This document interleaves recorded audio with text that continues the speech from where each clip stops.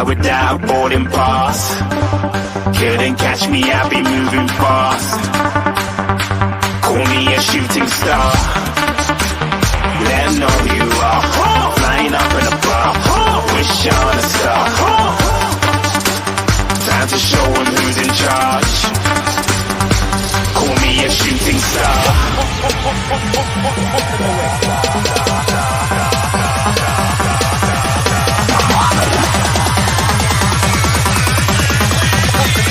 Shooting stars. Didn't even get to bronze.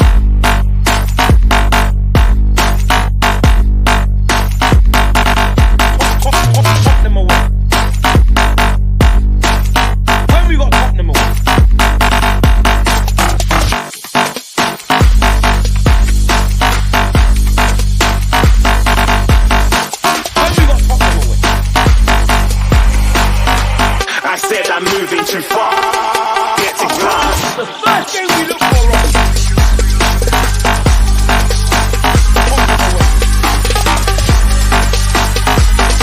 when we got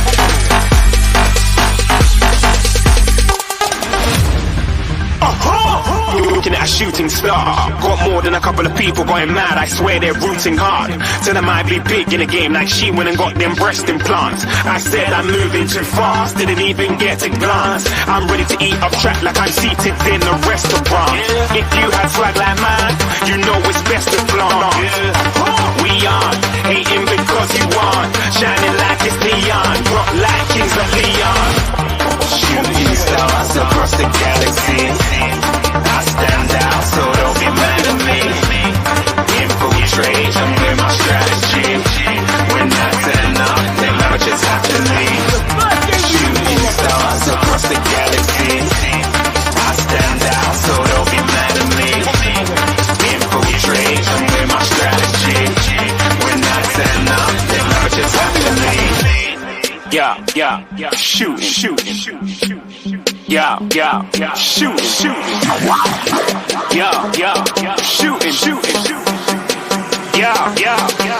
stars.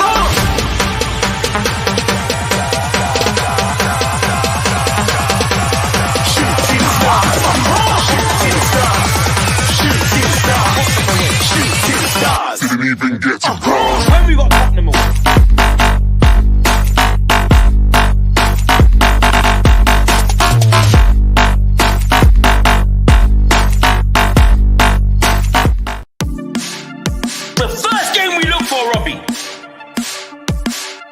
Tottenham away. When we got Tottenham away.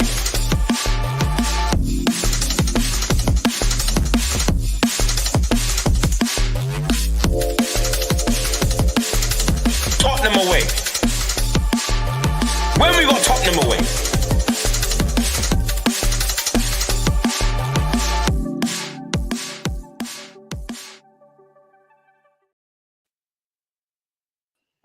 Alrighty, it is Monday night. This is the Monday Night Podcast.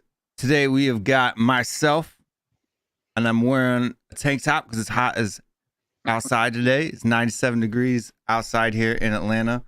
I don't know what that is in Celsius for all of you people that do the Queen's, or I guess it's the King's numbers now, isn't it?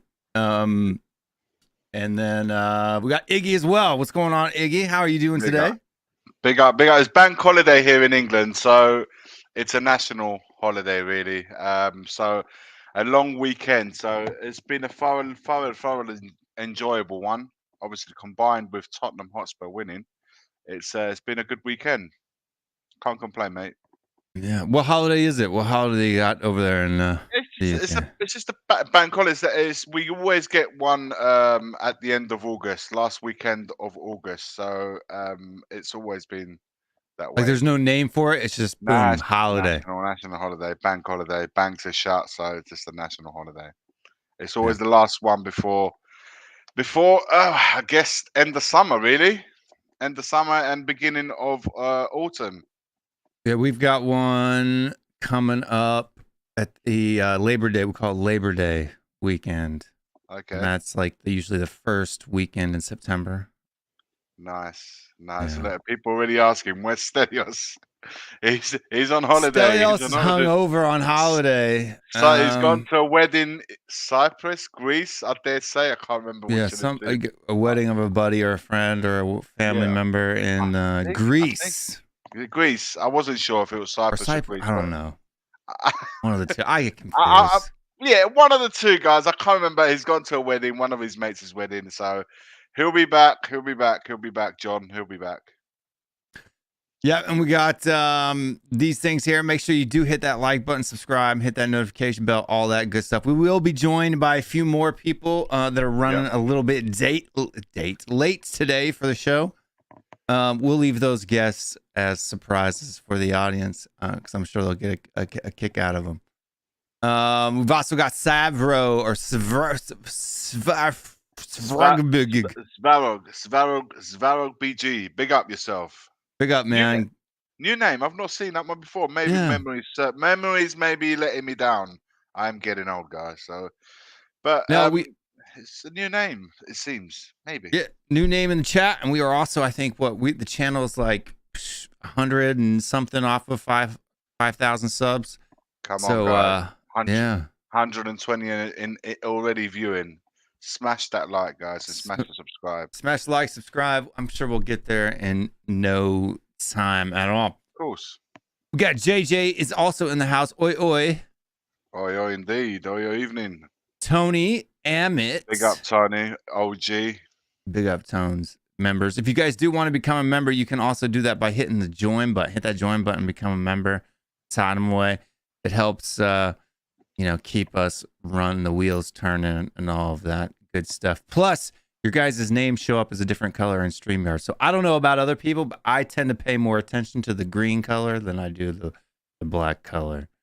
And that maybe sounded weird, but it's not like that at all. We got Amit here.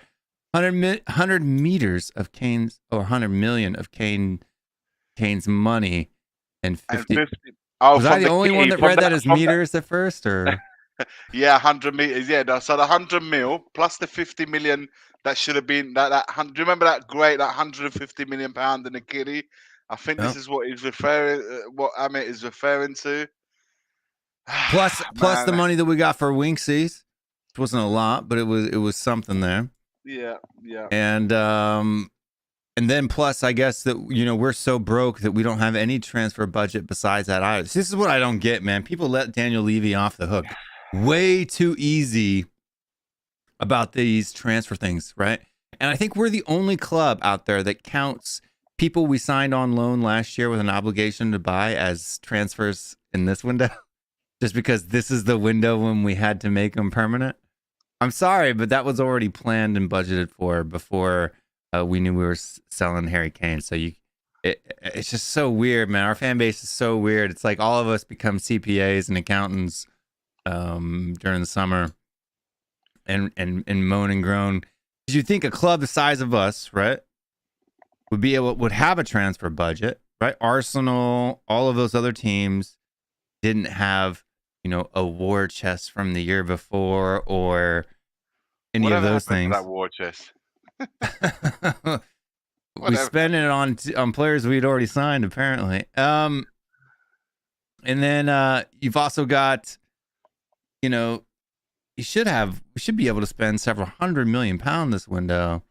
I think if you go through Transfer Market and you add up all the different numbers of those things, you've got close to we've spent something like 190 million euro or something like that. Will, do you know what's the incredible factor in all of this? That I don't think we're even asking for the club to spend 400-500 million here. I think we're like, honestly, looking at that team right now, and bearing in mind there's no Europe, so you don't need a big squad for this season at least. So if you look at that 11 that we play in regularly at the moment, we're probably like two quality players away from having a really good side. I mean, we're talking about top four, fighting for top four. I'm not saying we're going to get top four, but at least be competing for top four. That's what we're looking at. I mean, that's two quality players. Recovering Bentancur. Hopefully he's somewhat near the player that we know and love. A good striker, and we're there. We're there. That's all I'm saying. We're there. We're not asking for a big market here, and then get rid of a few, however many we can. I say however many we can. We've got like 8 that are no longer part of the project, at least, and we've got to try and get rid of him in 2 days. And there's a match as well in between that. We've got Fulham away tomorrow night, so so much to do, so little time. Yeah, we've got a bunch of the regulars and members in the chat tonight as well too. Big up everybody that's joined the show right now. I think there's a little too many to do that. But we got Tony Rodriguez, been a member for 4 Tottenham months. Haters as well. We got some Tottenham haters in the chat. Do we? Well, I haven't been able to. Haven't seen yet. We got big up Arsenal. I guess that might be one. The sub in TX subs. We are Tottenham haters. We hate Tottenham. We hate Tottenham. Wow. It's spamming the chat a little bit. Yeah, mods will take care of them, I'm sure. We got Lappers too. Haven't seen Lappers in a while. We got Lappers. Big up, guys. We got Rick Jensen here. Genuine question though: why are viewer numbers low here, despite the channel managed by multiple people, while there's one man clocking $600 on his streams? What are you talking about, Rick? When viewing numbers for this show usually reach 200, 300, 400, and compared to our size, that's a higher percentage than most other channels. But yeah, we do just fine by ourselves. So no comment. Big up the minerals too. Big up Will Iggy, Sun False 9, Richie ain't got the minerals, and that's kind of one of the first topics that I wanted to talk to today about was Richarlison, right? So the title of the show tonight is Spurs Need Striker. So what do you think about? I mean, I already know what my opinions are on this whole Richarlison deal. What are your thoughts, Iggy, on Richarlison? Will he come good, as the happy clappers like to say, or is it the sky falling, as the naysayers like to say? Well, he's played a considerable amount of games in pre-season, but I'm combining the pre-season games and obviously the league games so far. And I said on the watch along, on the weekend that I thought there was elements part of the there was some parts of the game. Big up still. We wasn't sure if he was joining us or not because we was worse for wear from what we remember. Yes, so big up. We're gonna hear from you as well, don't we? But there was elements of Richarlison's game that I saw against who the hell were we playing? Bournemouth, yeah. Like back to goal, for example. His touches for me were a lot better. He was linking up the play better than I had seen him do previously. It was getting involved. So on that aspect of it, I had seen some improvement. That's all I'm saying. But was it enough? Absolutely not. He had a few situations. Well, the one that we mostly remember is when he was played, and any other striker would have taken it first time. He's ended up taking 3-4 touches around the goalkeeper and made an absolute meal of it. And then there was one where he stepped over the ball, a simple control, stepped over the ball, and then losing the ball, and then like a petulant child kicking the defender and earning himself a yellow card in the process. And I think I can't remember if it was Stell that said it. He gets down too quickly. He dropped his shoulders, his head dropped too quickly for somebody that should be showing a bit more resilience and a bit more say, look, I'm going to go and get that goal. I'm going to go and get that elusive. So I don't understand. Like, can he turn this around? I really don't know, Will. I don't know. I don't know.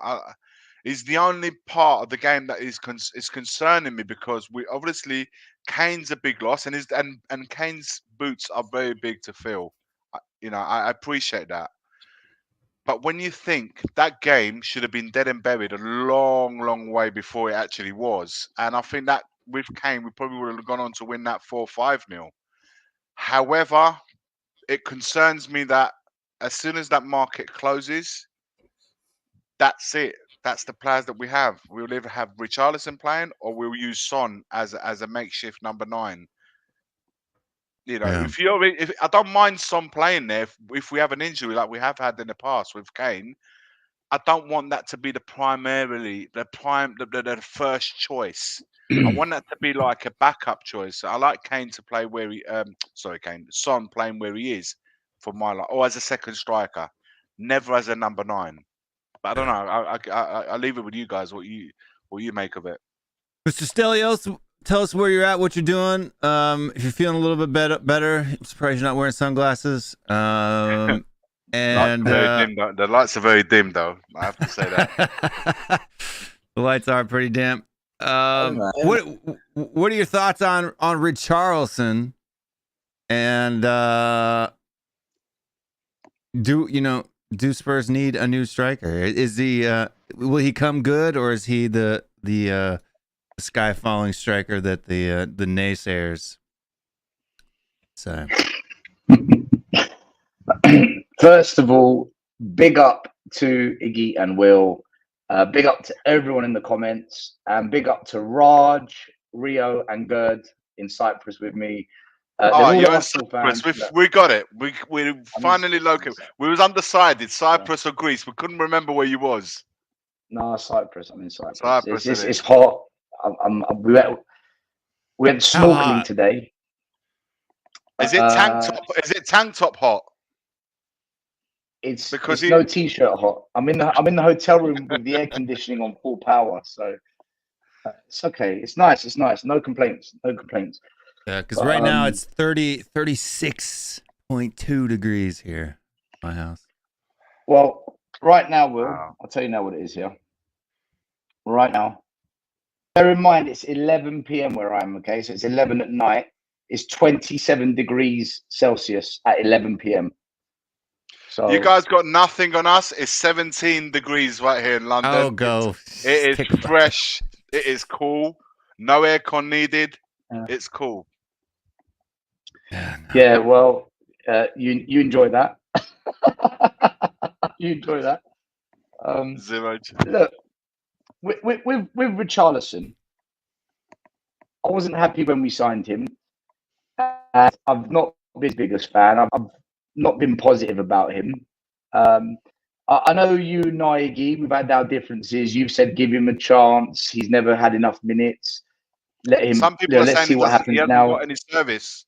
Some people are in the chat saying he doesn't get a lot of service.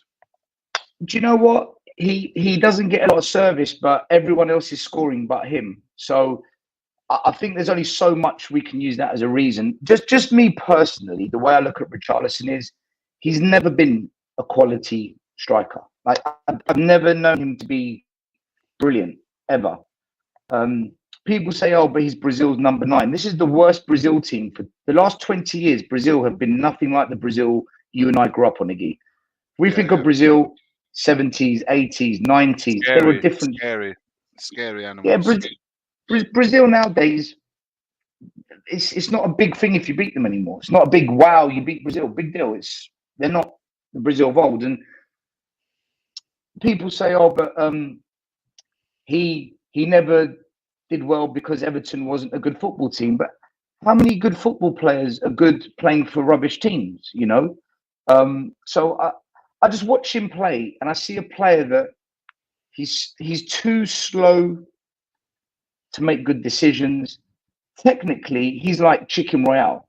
He'll have this moment of, wow, what an amazing bit of skill, but that's it. That'll be it for the whole game. He doesn't create enough chances. He's too slow getting his shot away. He doesn't look confident right now. He lacks confidence. And, I heard what you said earlier. He makes one or two mistakes and his head just goes. He hasn't got the ability to self-motivate. And he's not a young player. He's not like a kid. He's in his mid-20s. If you can't get your head straight at that age, then what chance is there? He wasn't good pre-season. He wasn't very. I remember against West Ham, he missed every chance going. everyone got excited because he scored a hat-trick against a Singaporean pub team, and I was cussing him even then. And I look at him now, and look, let's say he has a good bit of form, right? Let's say Richarlison goes on a really good run. He's not going to score more than 10, 12 goals. Is that good enough? No, it's not. I want to be fair though to him still. I do want to be fair and say, is it a forward thing because Kulusevski got off the mark only against Bournemouth, and that's the third game now that we played league games, not including the preseason. So Kulusevski, that was his first goal. Richie hasn't scored, although he had a real. But Kulusevski's created goals, Iggy. Kulusevski's created goals. I'm saying like our forwards haven't just Richie. Kulusevski got off the mark. Richie hasn't scored, and Son hasn't scored either. So is there maybe a situation where we're not creating enough for these guys, albeit that we're doing really well in midfield, and Madison. The only reason Richarlison is starting is because we don't have another striker with experience. Like, we don't. Dane Scarlett, no experience. Troy Parrott, no experience. This Belize kid from Argentina never played Premier League football. If we sign another striker, I guarantee Richarlison. Why did we sign Belize? Why didn't we go for a recognised striker? That's a different conversation, right? That's a different conversation, because we needed to get someone just in case Kane did go, and he did. But for me, I just feel that. I thought the whole point of the Postecoglou. Sorry. I'll tell you what I would do right now. Just to give him one last chance, I would play him on the left and put Sonny in the middle. And let's see if Richie is better there, because that's what he did at Everton. If it still doesn't work for him then I'm sorry. If it was me, I'd sell him. It's a waste of money. People might say it's tough. People might say it's harsh. I just don't think he's a good football player. I don't rate him as a footballer. I don't think he's a good player. I agree with you. I mean, even when we signed him in the summer last year, for me, it was like, why are we doing this? It's Richarlison. Yeah, we all gave the Gooners a hard time because we signed Richarlison and they signed Jesus. But we all know that was banter at the time, because in our own circles and when we were just talking about Spurs, none of us. I mean, I guess there were some people that were excited about the Richarlison signing, like Dan and stuff like that. But with the Postecoglou, with the Postecoglou signing, or system rather, the wide players, I don't think you're going to see score as many goals. You'll see midfielders, I think, score more goals, attacking mid score more goals, Madison score more goals. They've got to hog the touchline. Yeah, because they got to be wide, right? Like, they got to be pushed out wide or pushed deep, going to the corner flag, going to the byline, trying to cut in and play balls in. I mean, it is true, though, however, that Richarlison hasn't received the ball. But is that down to maybe him not getting into the positions that he's necessarily supposed to be getting in and making the runs that he's making? Because Son and Kulusevski are in the top, 5 to 6 players of touches and balls passed in, you know what I mean? And he's only, Richarlison has literally touched the ball, received passes less than the goalkeeper, right? And then substitutes. But when he has received the ball, what's he done with it? Like, nothing. For me, he looks like he can't balance. Iggy, can I just say one last thing on this? He's missed the pass 12 times. So I'll just give the stats real quick, and then you can jump into it. He's received passes 61 times. 12 of those 61 times he's not been able to control the pass, and 8 times he's gotten dispossessed. Been dispossessed more times, missed the ball. His first touch right now is so bad.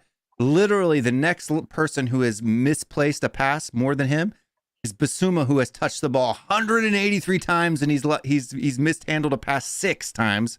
Richarlison's received 61 passes and mishandled a pass 12 times.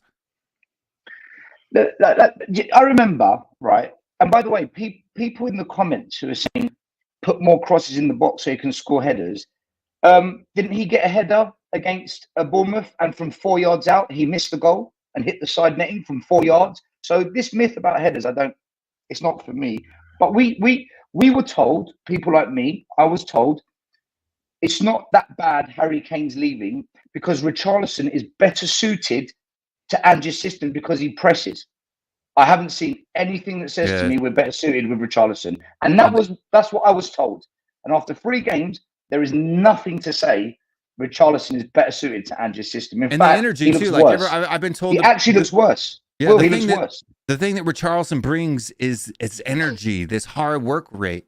I'm sorry, against Manchester United, I didn't think he worked hard at all. Like he didn't do hardly anything. And then against Bournemouth yesterday, I didn't see him really pressuring or being a nuisance at all in that front line. It's almost like he's turned, the energy down over the past two games. For me, and I've said this many a times before, because I've watched him as well.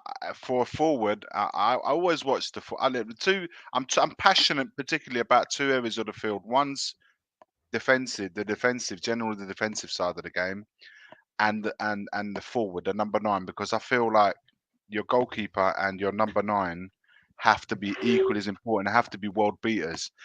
His general movement in the area is not good enough. And the one thing that frustrates me the most about him is doesn't even the fact that if he scores or doesn't score, he doesn't miss it. That can happen as a striker. For me, the biggest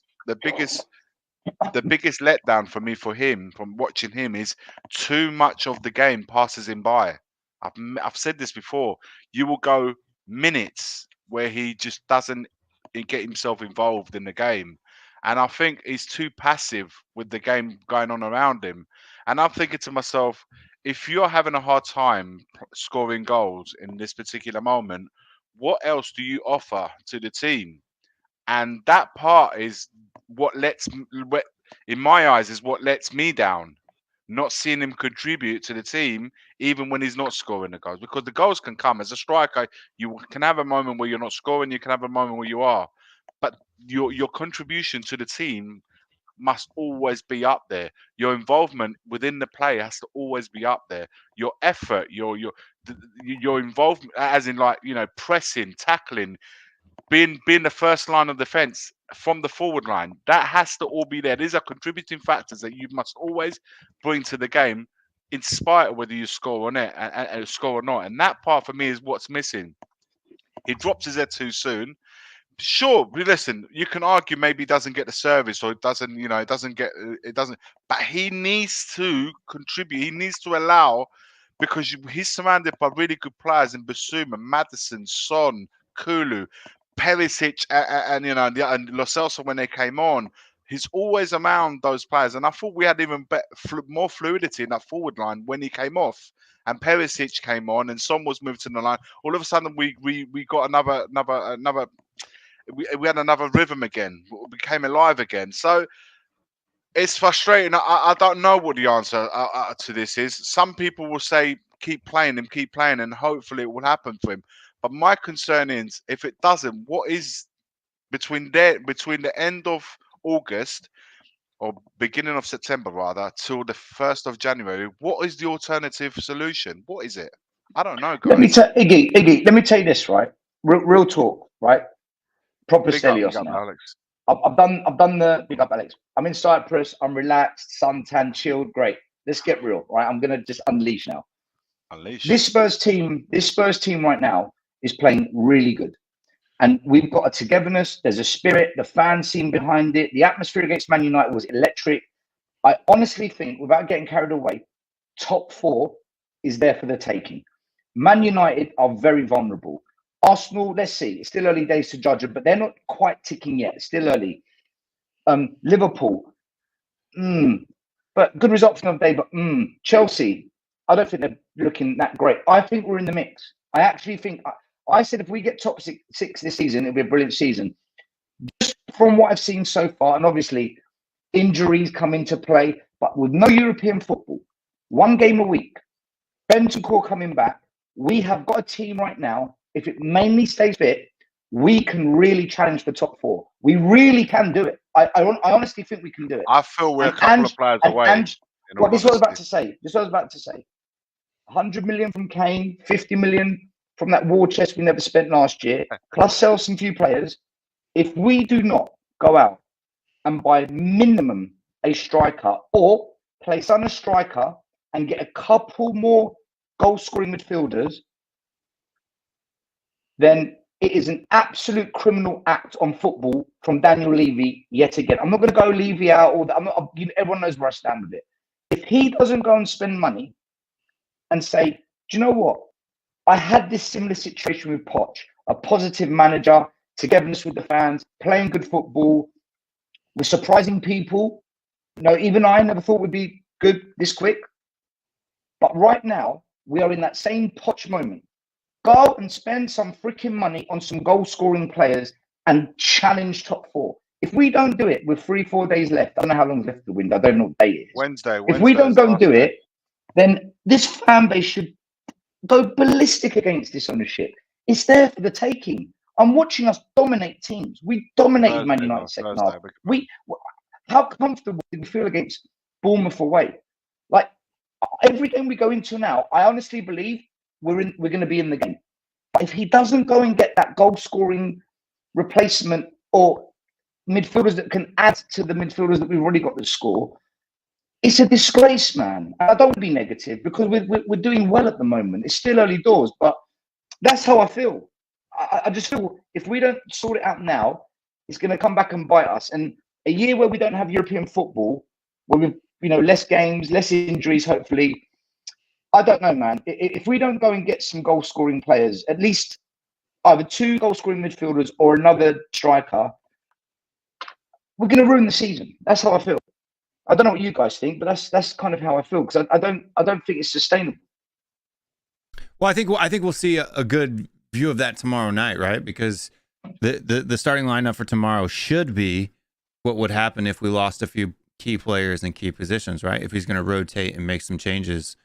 I think the midfield for me, while they didn't start a game, I think the guys that we have on the bench right now are good enough to keep a 2-0 lead if we have one. But I don't know if they're good enough. Like if Højbjerg, Skip, and Lo Celso start a match, is that going to be good enough to get us a lead? Right? It might have been good enough to keep one, but is it good enough to get us out there and actually break a backline down and get us one? And then 2, Sanchez may be good enough to fill in for a few minutes here and there.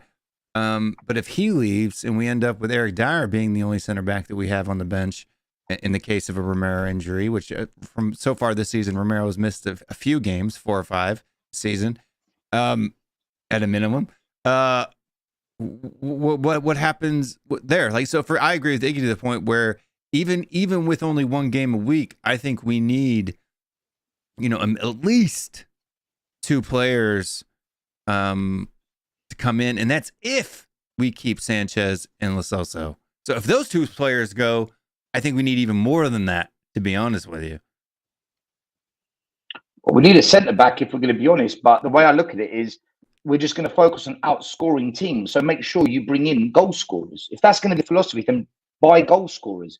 But the only player we're linked to in that area is Brennan Johnson. Because I don't know, Will. I don't know. Big up, Alex. Welcome to the show. Want to bring Alex in for his first thoughts. The topic of tonight's show, the first topic of the night is Spurs need a new striker. What have you thought of Richarlison's performances so far this season? Do you think that he needs to be replaced, that Spurs need to bring in a new striker? Or are you in the same camp as the happy clapper saying that he will come good?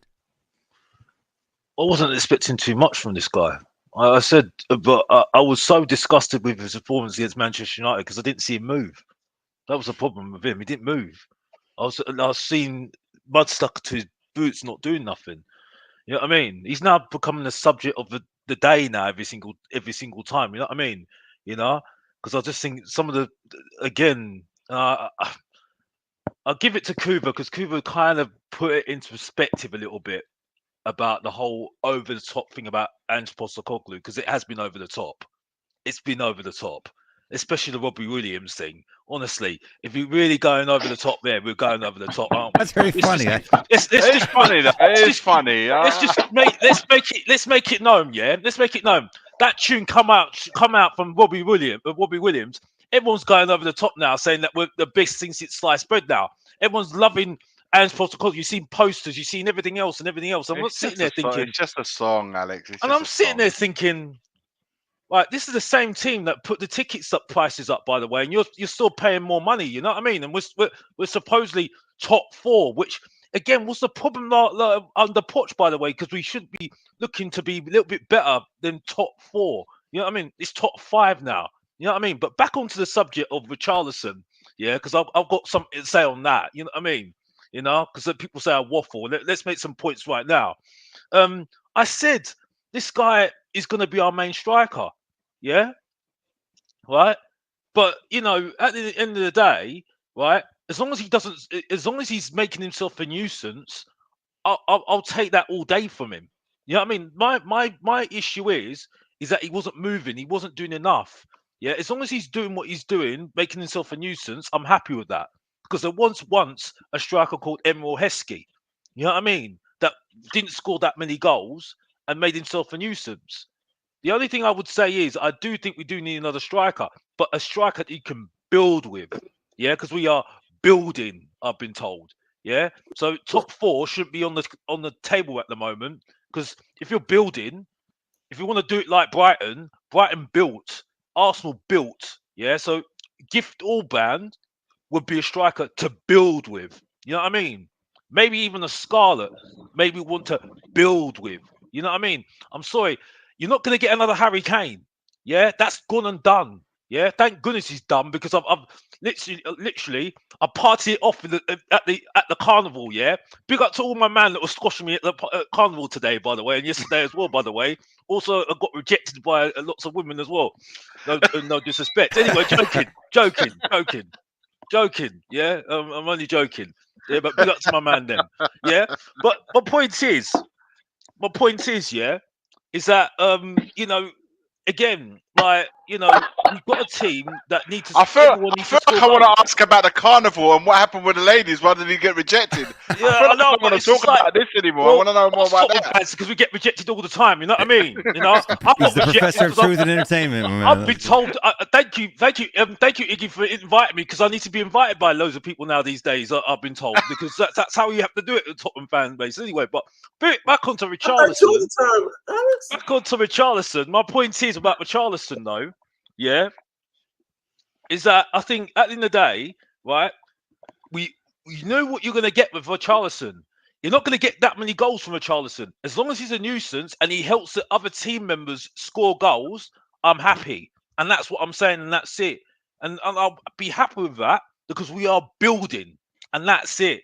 Yeah. So stop. I don't know why people are moaning. I'm just saying I only moaned about him against Manchester United because he didn't move.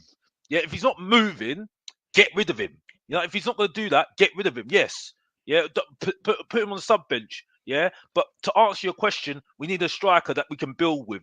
Gift Orban, and maybe take Johnson as well. But like I said before, we're building. That's it. That's what I'm saying. That's it. Anybody wants to say anything? I'm done. But Alex, can I want to jump in on that. Last season, Arsenal never thought at the start of the season, none of us, even Arsenal fans, never thought they would challenge for the league title. They came close. Don't the goalposts move depending on what happens around you? And therefore, you've got to respond to that. So where we're saying we're building, I think an opportunity is opening up for top 4. Yes, that's not what we want. We want more than that. But rather than just building, getting top 6, and then what if we can speed up the build and get top 4, right? Surely we should jump on that opportunity, because I think that opportunity is going to be there this season. And I'm not jumping the gun early. I'm seeing the mentality, the style of play. I'm seeing the manager, the positive energy that this guy's bringing. And I just feel that if we can strike now, we're going to put ourselves in the mix. I think the goalposts have moved. I don't know. Do you not think that? I'll go back to what I said before. Yeah, and people get bored of me saying this. Yeah, this guy hasn't had a bad run yet.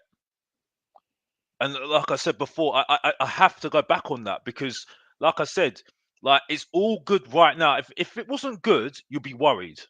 Yeah, like I said on my channel, Mr. Box Office TV again. So what if we buy 2 more good players, Alex, to prevent that bad run coming? Like I said, and rattle some brains as well, because some people were chatting about me on their streams as well, who don't invite me on their channels, by the way. And I don't really care about saying names, because I don't care. Alex. Yeah, but what if we sign 2 good players to prevent that bad run from coming? No, but I still. But. Listen. I still think. Right, I still think regardless, I think at the end of the day, it's a build to work with young players. Yeah, right. So I think the players that we've got, the experienced players we've got enough. Yeah. So I think for me, I think you could get some players in. Yeah, but I think it's too late to get the quality players in now. I think that's done with now. Why? Maybe you're trying to get. Why is it too late? Why I is it think too there's late? a lot of moving posts as well. I think players need to leave, right? I think players are going to leave. 110%. Spend the money, you get the player, no? Yeah, but again, Stelios, we've got so many players in our squad at the moment that we need to get rid of. So I think they're going to go right at the end of the window, right? So I think there's going to be kind of nip and tuck who's going to go and who's going to stay. You see what I'm saying? So I think for me, I think there could be a surprise maybe during the end of the transfer during deadline day. There might be a surprise. Probably there might be a surprise. I just think just give this manager the tools to have the best chance of having a really good season. And right now, I don't think we've done that. I think we've sold the best player we've got, and we haven't even come close to replacing it. We're not going to replace him, though. And we're still.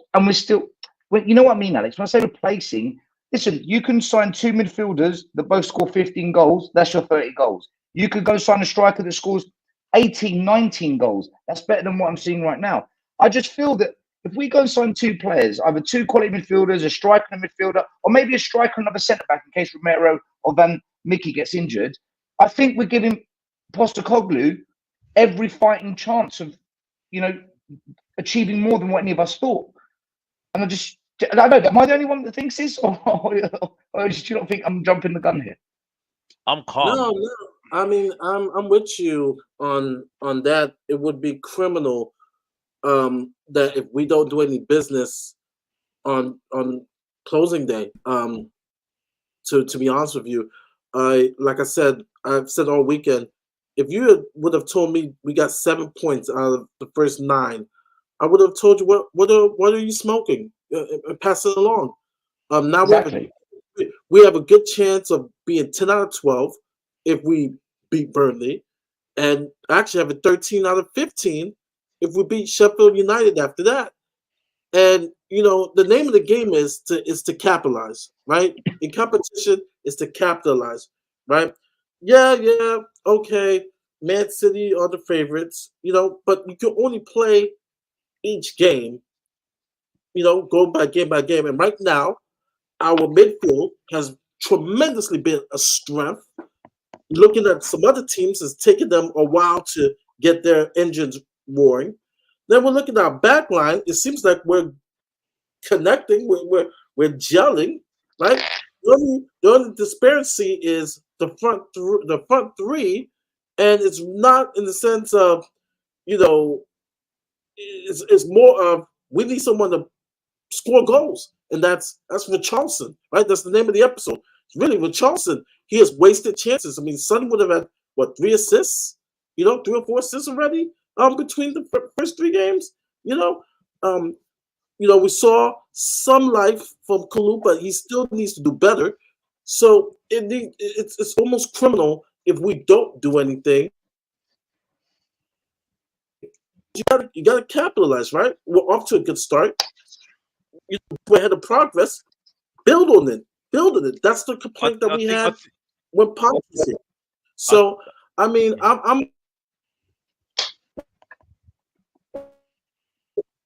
We lost you, Mari. The guys got your internet. I do agree. To be fair, I think Stelios makes a good point. To be honest with you, go on, Mario. No, he's still froze, man. Wait till his camera comes back. We lost him. But just in, and this is a happy moment for me because now I no longer have to really enjoy an Arsenal player. Flo Balogun has just signed a deal with Monaco. So 40 million euro, picked him up from the Gooners. No longer an Arsenal player. Excited about that. I think I don't think he's got a good attitude anyway. So I'm glad he's gone to Monaco anyway.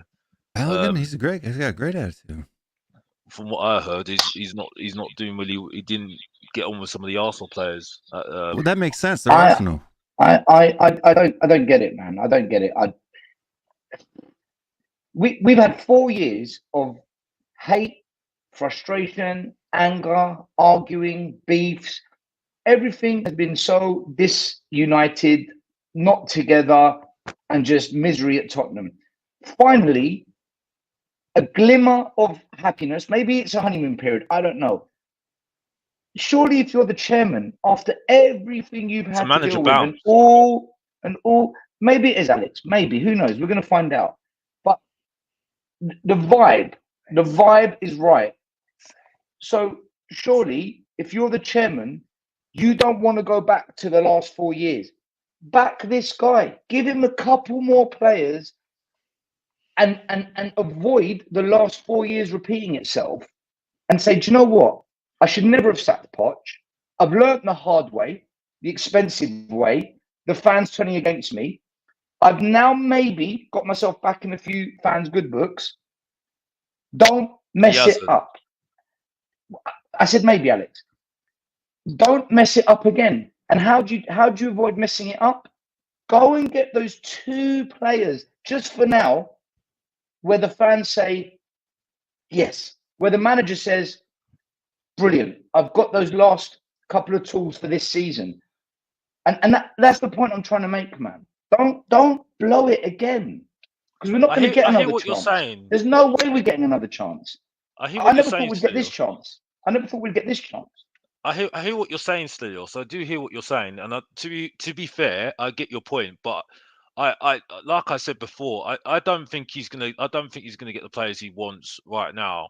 For me, I think he's just gonna get on with it. To be honest with you, and I think I think for me, he's gonna have to get on with it and try and just show his way of getting through it, and that's it. I think he'll have more power if Tottenham Hotspur do well this season. I do see it. How do you do well without the players, Alex? Like how do we do well without the players? I think he'll get the best out of the players he's got. I think that's what he's shown at the moment. I think that's the thing at the moment. I think there will be some things that might happen during deadline day, possibly. You know what I mean? Because of the way that we do our transfer business, and that's it for me. But I do feel that I think without a proper striker or some more goal scoring midfielders, we are going to come unstuck at some point, and then we're all going to look back at these podcasts and say, do you know what? That's exactly what we said 4 months ago, 6 months ago. That's exactly what we said. Sure, there's no way that it happens often. It happens often, that's for sure. But we also got London Broil here, BR69TF, member for 1 month. StreamYard does now show the member messages, so get your memberships in and basically get you a free super chat every month for you to be able to interrupt the show and have your say. He says, I believe that we have to use the young players we already have to try and rebuild the squad. Levy, I just don't know if the young players are good enough. I think that the kids in our academy are completely overrated and just we don't have a Saka in our academy. We don't have a what's that kid's name that starts with an F from Manchester City? I'm drawing a blank. Foden. We don't have those types of players in our academy, unfortunately. I don't think we do. But that being said, I think that right now, if this continues, if the Richarlison performances continue the way they're going, I got no problems giving, what's his name, a run instead of Richarlison. So Veliz, the Argentinian kid. Veliz, no, I'm talking about Scarlett. Scarlett. Yeah, I'm cool. Yeah, I'm down with that. I'll jump in, and hopefully my internet's good. Which I don't know why it was plugged in from the modem, but no, Veliz. I almost want to do an episode on him. Like the way Richarlison is playing, you may as well, especially a game like tomorrow. Yes, we want to win the cup. Give Veliz a chance. Like I said, yes, he's 19 years old, but he has played in some hostile like situations, stadiums. He's played road games at River Plate, the La Bonabera for against Boca. He's played in the Argentine league, which all right, it's not top 5, but at least it's respectful. Top 15, top 20. Second of all, if you look at the goals that he scored, on 19 of them, he's really good in movement in the box, right? I'm not seeing that from Richarlison, and he's excellent in the air. The kid, the only way he could go up is just go up. So for me, I'm like, why not give the kid a chance, Valise? The way Richarlison's playing, and you got to think about this, right? First of all, we need to sign somebody, because think about this, right? Let's just say Richarlison does absolutely nothing, and says, all right, I'm going to start Sonny up the middle. Say if Sonny gets hurt. What do you have? We are so thin in forwards. It's not even funny. We are so thin at forwards. Which is why we need to act now rather than wait for that to happen. That scenario could happen. You're right, Mauri. That scenario could well happen. But when the market closes, then the next time we can even do anything about it is in January. If we know there's an opportunity that scenario could happen, we shouldn't even take that to chance. Valise has just arrived. He's a young player, new country. You need to allow them to understand the Tottenham way and Ange's way. He needs to get to know all the other side. It's going to take a little bit of time. I think he will get his minutes, hopefully, here and there. But can you rely upon him? Do we even know anything about him? I certainly don't. I know I keep hearing players like Orban, who just done well and I don't want to slate the Belgian league because every league has its own merits and what have you. But I don't know anything about Orban. I'd rather go for a player that I know percentage-wise has a higher success rate to do well in the Premier League than go with a talent that Orban is. Gift Orban is a talent. But we'd be putting quite a few million on getting him over if we'd even go for him. I'm not even sure about that. But if we do go for him, to get him in and then put the pressure on him to perform because we are desperate for a striker's goals. I don't know, right? I'd rather go with players that have already done it in the Premier League. I know Lukaku's going to Roma. We haven't got to talk about Lukaku. He's heading over back to Serie A. But anybody else, I mean, who's around at the moment that you can say, you know what, get him, he will deliver in the Premier League for what we need him to do? I don't know, guys. I would say this disclaimer. There's 2 things. Number one, Valise got his permit the same day as VDV, per Ali Goals video. Watch his YouTube video on Friday. So he's clear to play. Second, when Ange made his comments, it was the beginning of August, before the season. He made those comments depending that Richarlison is playing well. Richarlison's playing good. When he made those, all right, we'll hold off Valise for a couple months. Big Ange probably didn't predict that Richarlison will be this bad. And I mean real bad. I mean, I have to give him an excuse saying that Patrick Swayze tackled him the other day and then he sticked out his leg to get a yellow. I mean, I had to bring up excuses for Richarlison, in a funny way. I mean, like I said, if Sonny gets hurt, who is going to play in the middle? You have no choice than Scarlett or Valise if you don't sign anybody. And right now, we don't have any, unless they're playing a surprise bomba. I'm not hearing names. I mean, I just don't think that Dane Scarlett could do any worse. Yeah, I agree with you. I agree with you. I think it's a good idea to put Scarlett there because for me, I think there's not that many good strikers anyway. To be honest with you, I don't think there is any more now. I think that you've got elite strikers, and you know who you're talking about, and I don't think there's any more. You've got Ivan Toney, but he's not available to January. No, So but I just think. I mean, you look at Watkins. Watkins looks like he's consistently doing stuff right now for Aston Villa, but we have to see how it plays out this season, don't we? Yeah. Tony, I think he's good. You know what I mean? I think he would have got a big move if he didn't have the ban. What about Vlahovic? Vlahovic is a good striker. He's not leaving Juve now. He's not leaving Juve. I'm not really on to Vlahovic. I don't know. I don't really. I'm not really Then you need to play with goal scoring midfielders. That's it. You need to get more goal scoring midfielders. The wide areas.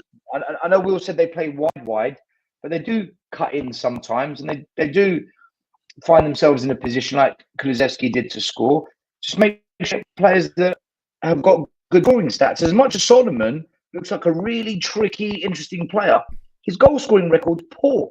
So and that's a good segue though into the next topic for tonight's show that I wanted to talk about, and that is Solomon not impressing Big Inch? Because we've seen this last season with Antonio Conte, where we had bought players, brought them in, they get a little sprinkling at the beginning, and then they just can't even get a stick. Are we already as Spurs fans? This is the question that I have for you guys. Are we already as Spurs fans in general, not us as individuals, but as Spurs fans in general, trying to make excuses for a player that maybe just doesn't have what it takes, and that's why Big Ange hasn't played him? I don't know if we can make that conclusion yet. I think I've been saying he hasn't played in 3 games.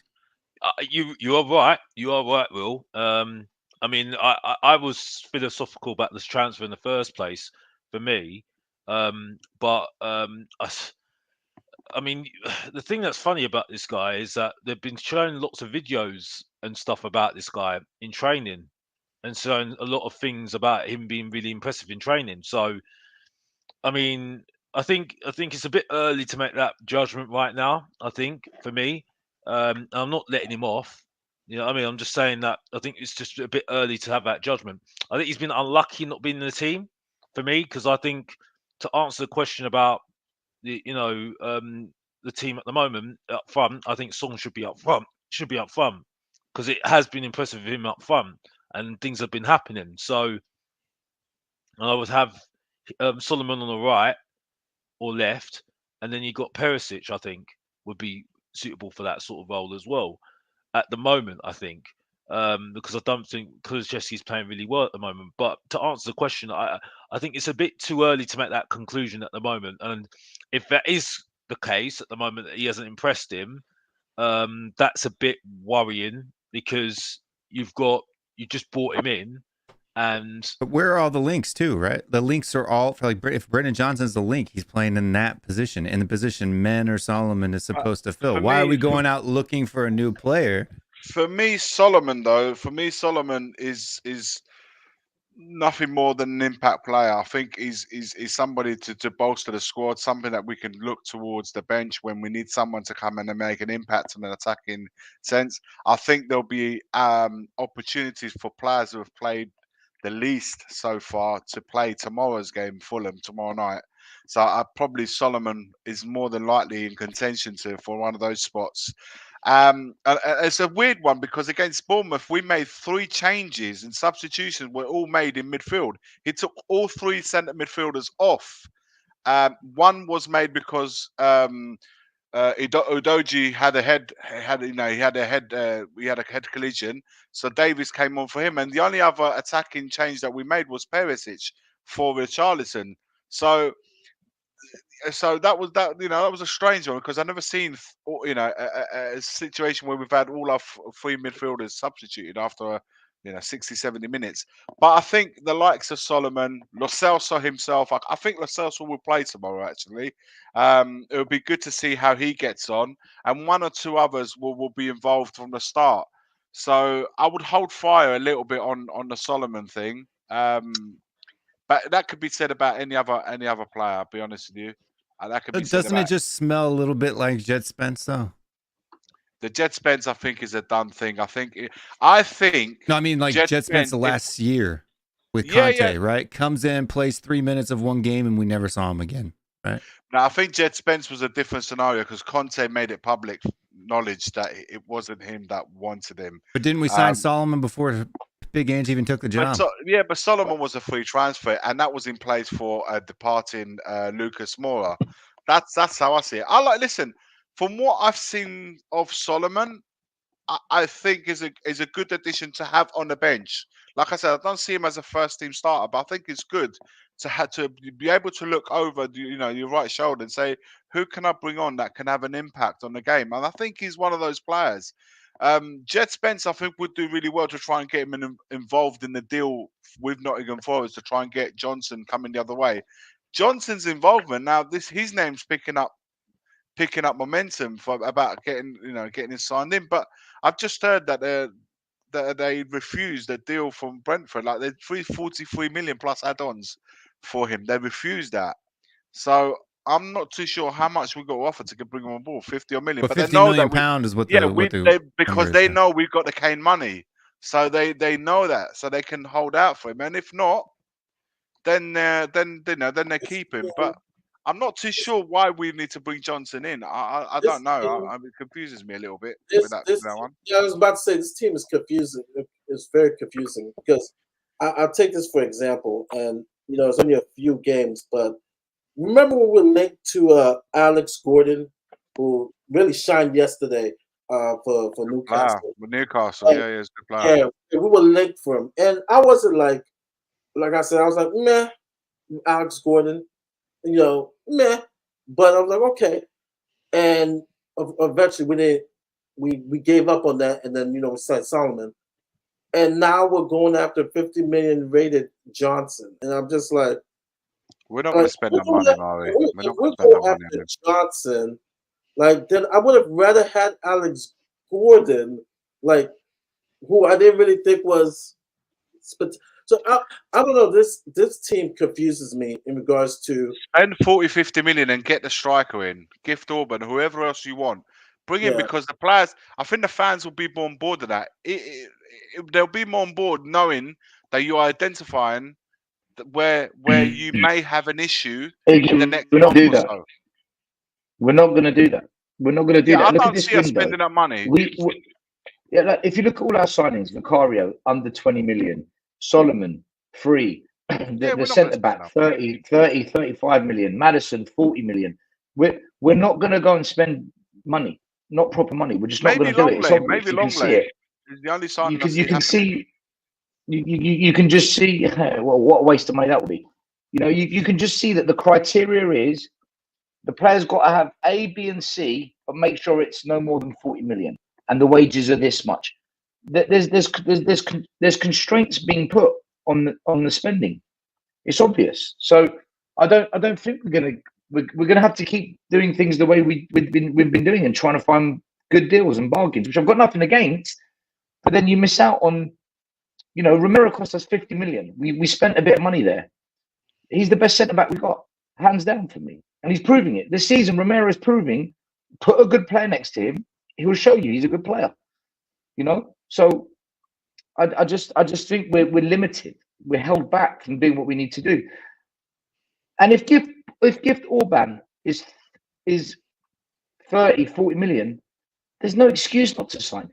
Yeah, I don't that one I don't get, right? Like, why are we going over Brennan Johnson when Gift Orban is probably just as big of as a punt and is going to cost us less and has a better goal to game ratio than Brennan Johnson could dream about, right? I don't know what Johnson has done to be valued at that price. I don't want Johnson. I'm not saying. Listen, I want to be clear. I'm not saying he's a good, bad, average. I'm not saying what he is because I don't know myself. I haven't seen enough of him to say this is a top player that's going to go increase in value.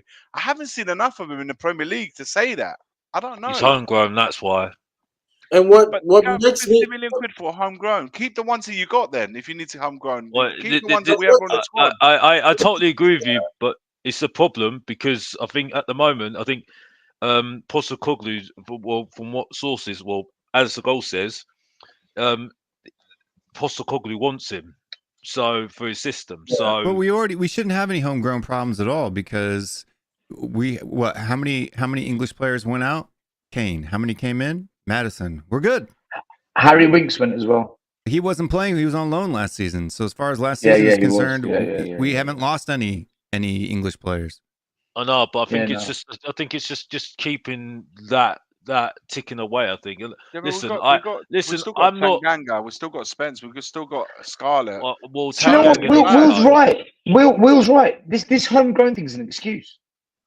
I know. One well, English, this is the an thing. English player went out, an English player came in. Where's the problem? Will's right. That's just logic. Listen, I don't really care about it because I think it just shows how badly we were run anyway. But the point I'm making is I think that's why I think they are pushing for it, and I think also from what I've heard from Alice Segal, because he's just done a video, I've just saw a little bit of it, and he's saying that that Postecoglou wants him, but it's a difficult deal to do, which I don't know what that means.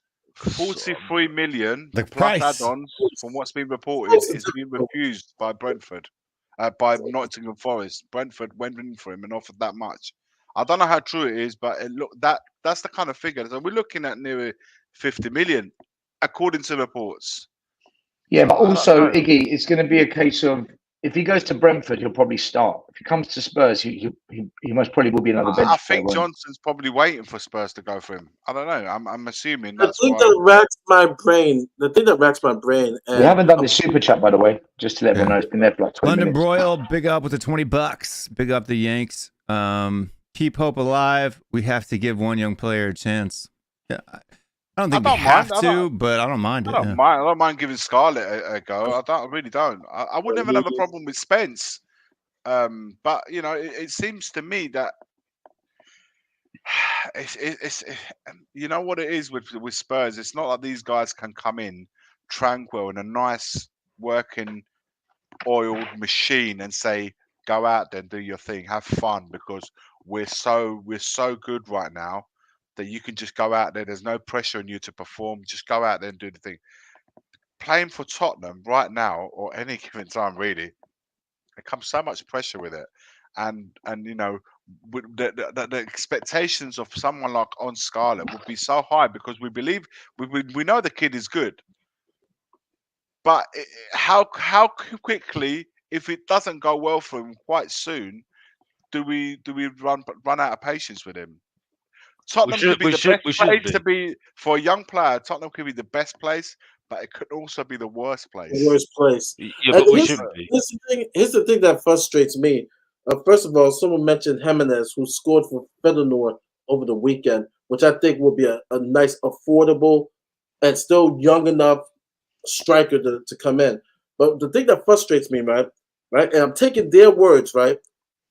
Ange said, we've been preparing to lose Kane, right? We knew this was coming. We prepared for this.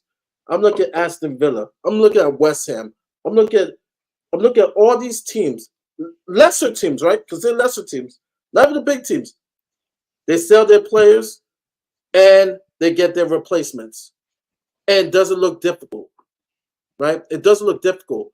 If we knew that we were going to give up Kane, or even if we're going to keep him, but we have plan B, right? Plan B is life without Kane, right? All the players that we have in lockstep that we want.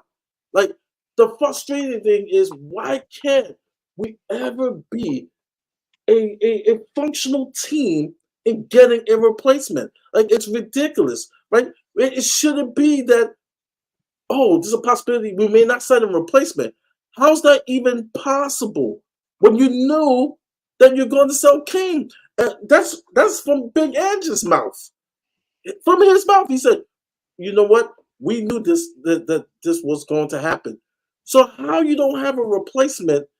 I mean, it goes back to leaving the board, and I hate to bring up leaving the board, right? Because I agree with Alex. It gets boring, but you have no choice to bring them up because we don't have a replacement. Who can we talk? Like, who's in charge, right, of getting a replacement? Because we don't have a director.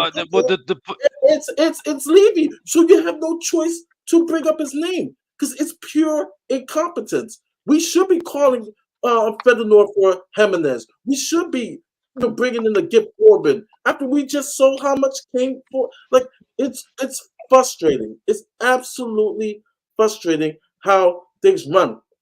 Now, say this for the last thing. Yes, I'm loving Big Ange. I'm loving what he's doing and whatsoever.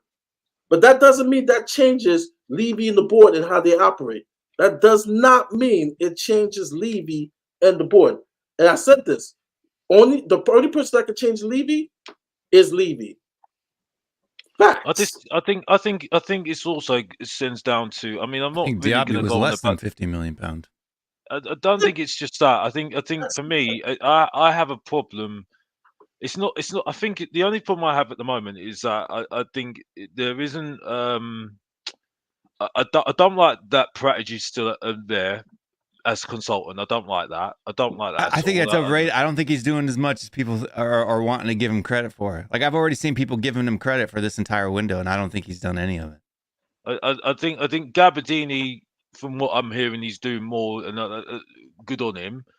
And but I do think we do need a director of football. I do think we do need a director of football that just to keep things ticking. I think that's what I think. I don't care whether Ange hasn't worked under one before, because like I said, someone made a good point. Managers don't last more than 18 months now these days. But So Alex, you can have a director of football. Let's say I come in as a director of football, and you're the owner, Alex. I say to you, Alex, I do my job. 3-4 months, I go to you, Alex. There's player A, player B, player C. Strike now, get them now, because you can get a good deal. These guys will go up in value, and it will bring stuff to Tottenham. Oh, this ready-made player. It could be Jonathan David. I can see the chat. Jonathan David. It could be whoever you want. And Taremi from Porto, who's been top scorer in the Portuguese league for the last 2 seasons, 31, but he's banging 30 goals a season. Bring him in now. He's on the last year of his contract. So there's somebody there that can come and give you the goals now. Strike now before while they're on, and you can go, nah, not for me. Nah, I don't want to spend more than 50 million. Nah, Iggs, I don't want to spend more than 10. I don't want to go with that guy. I don't want to. So I'm giving you what's there, and you're saying to me, nah. So, and to the outside world, it looks like I'm not doing my job. It may be that I'm not doing my job, but there's maybe a situation where people are presenting you with these different scenarios, and you're just saying no because you have the final word on who comes in or out. Where do we go? Where do we go? We're hiring all these consultant. You can call Mendes and say, Mendes, have you got anyone out there can score 20, 30 goals for me right there? And he'll bring you a player, but you don't want to spend the money. Then what's the point? You just paid Mendes to go and get you a whole lot of players who you're not going to sign anyway. So I don't know, man. I don't know. I'm not too sure by getting a director of football we resolve it. If then at the end I don't think have it's going to resolve it. Let me ask you guys a question, right? To kind of sum up what Alex and Iggy are saying here. In all the years we've supported Spurs, all the managers we've had, all the football directors, all the head scouts, all the chief recruitment, right now, do you see anything different? No. Well, it's business as usual. No. So therefore, it doesn't matter if we've got a football director or not, because we're still doing the same things. No matter who's the director, who isn't the director, who the manager is. We're still seeing the same thing in the transfer market. That's why I said when he's had a bad run, right? Because it's all good right now. It's all good right now, and I'll give it to him. He's playing some good football, and he has some good chip, Postecoglou, yeah. But it's quite clear that he's the head coach, right? So where it looks like it, he's doing his work. He's doing what Levy wants him to do, yeah. Coach, you know what I mean? And he is coaching people. Yeah, he's coaching the players. Yeah, because Is he? He's coaching the players. Eric Dyer? Well, Sanchez? Nobody's been coached. They're all new Chicken players. Real? But he's coaching. He's coaching. Other than Basuma, Alex. Other than Basuma, who's playing better compared to last year? And I don't think Basuma's a coaching thing. All the new players that have come in, Poro. You're looking at Oji. These are quality players. Poro was good. Poro was good last season. Yes, I agree. But I'm saying the new players have come in. Udoji, we didn't know. That's not a coaching thing. That's just a replacement. Yeah, but the players that aren't you, other than Basuma, looks like they're being coached better. Maybe Lo Celso. There's two. Yeah, I mean, I think what's happened is I think he's coached them into a system, and he's told them what he wants from them, and that's it. And I think everyone's on board at the moment. Yeah, and I think I've said already. I think he will have to make do with a lot of things this season, right? He's going to have to prove his worth this season for me. Yeah, because I think, well, not to me, to the board, right? Because I think at the moment, he can't go in and say, you know what, I need this player, I need this player, I need this player, I need this player, I need this player. And I think they'll say, okay, we'll give you this player. We'll see how it goes. Yeah, this is what Poch had to do. Yeah, right? And if he does what he says he's going to do this season, I think then he might get dripped another one. But Then he's Alex, got a little bit more power. Alex, even when Pochettino proved So this, that's the right, same as he Poch then. That's he the same went as with Poch. 2 years without. He went 2 seasons without signing, and he went. Yeah, I Literally, know, and this is and where that's when Poch, when he earned his stripes. yeah, that's where Poch went wrong. That's where Poch went wrong. You see what I'm saying?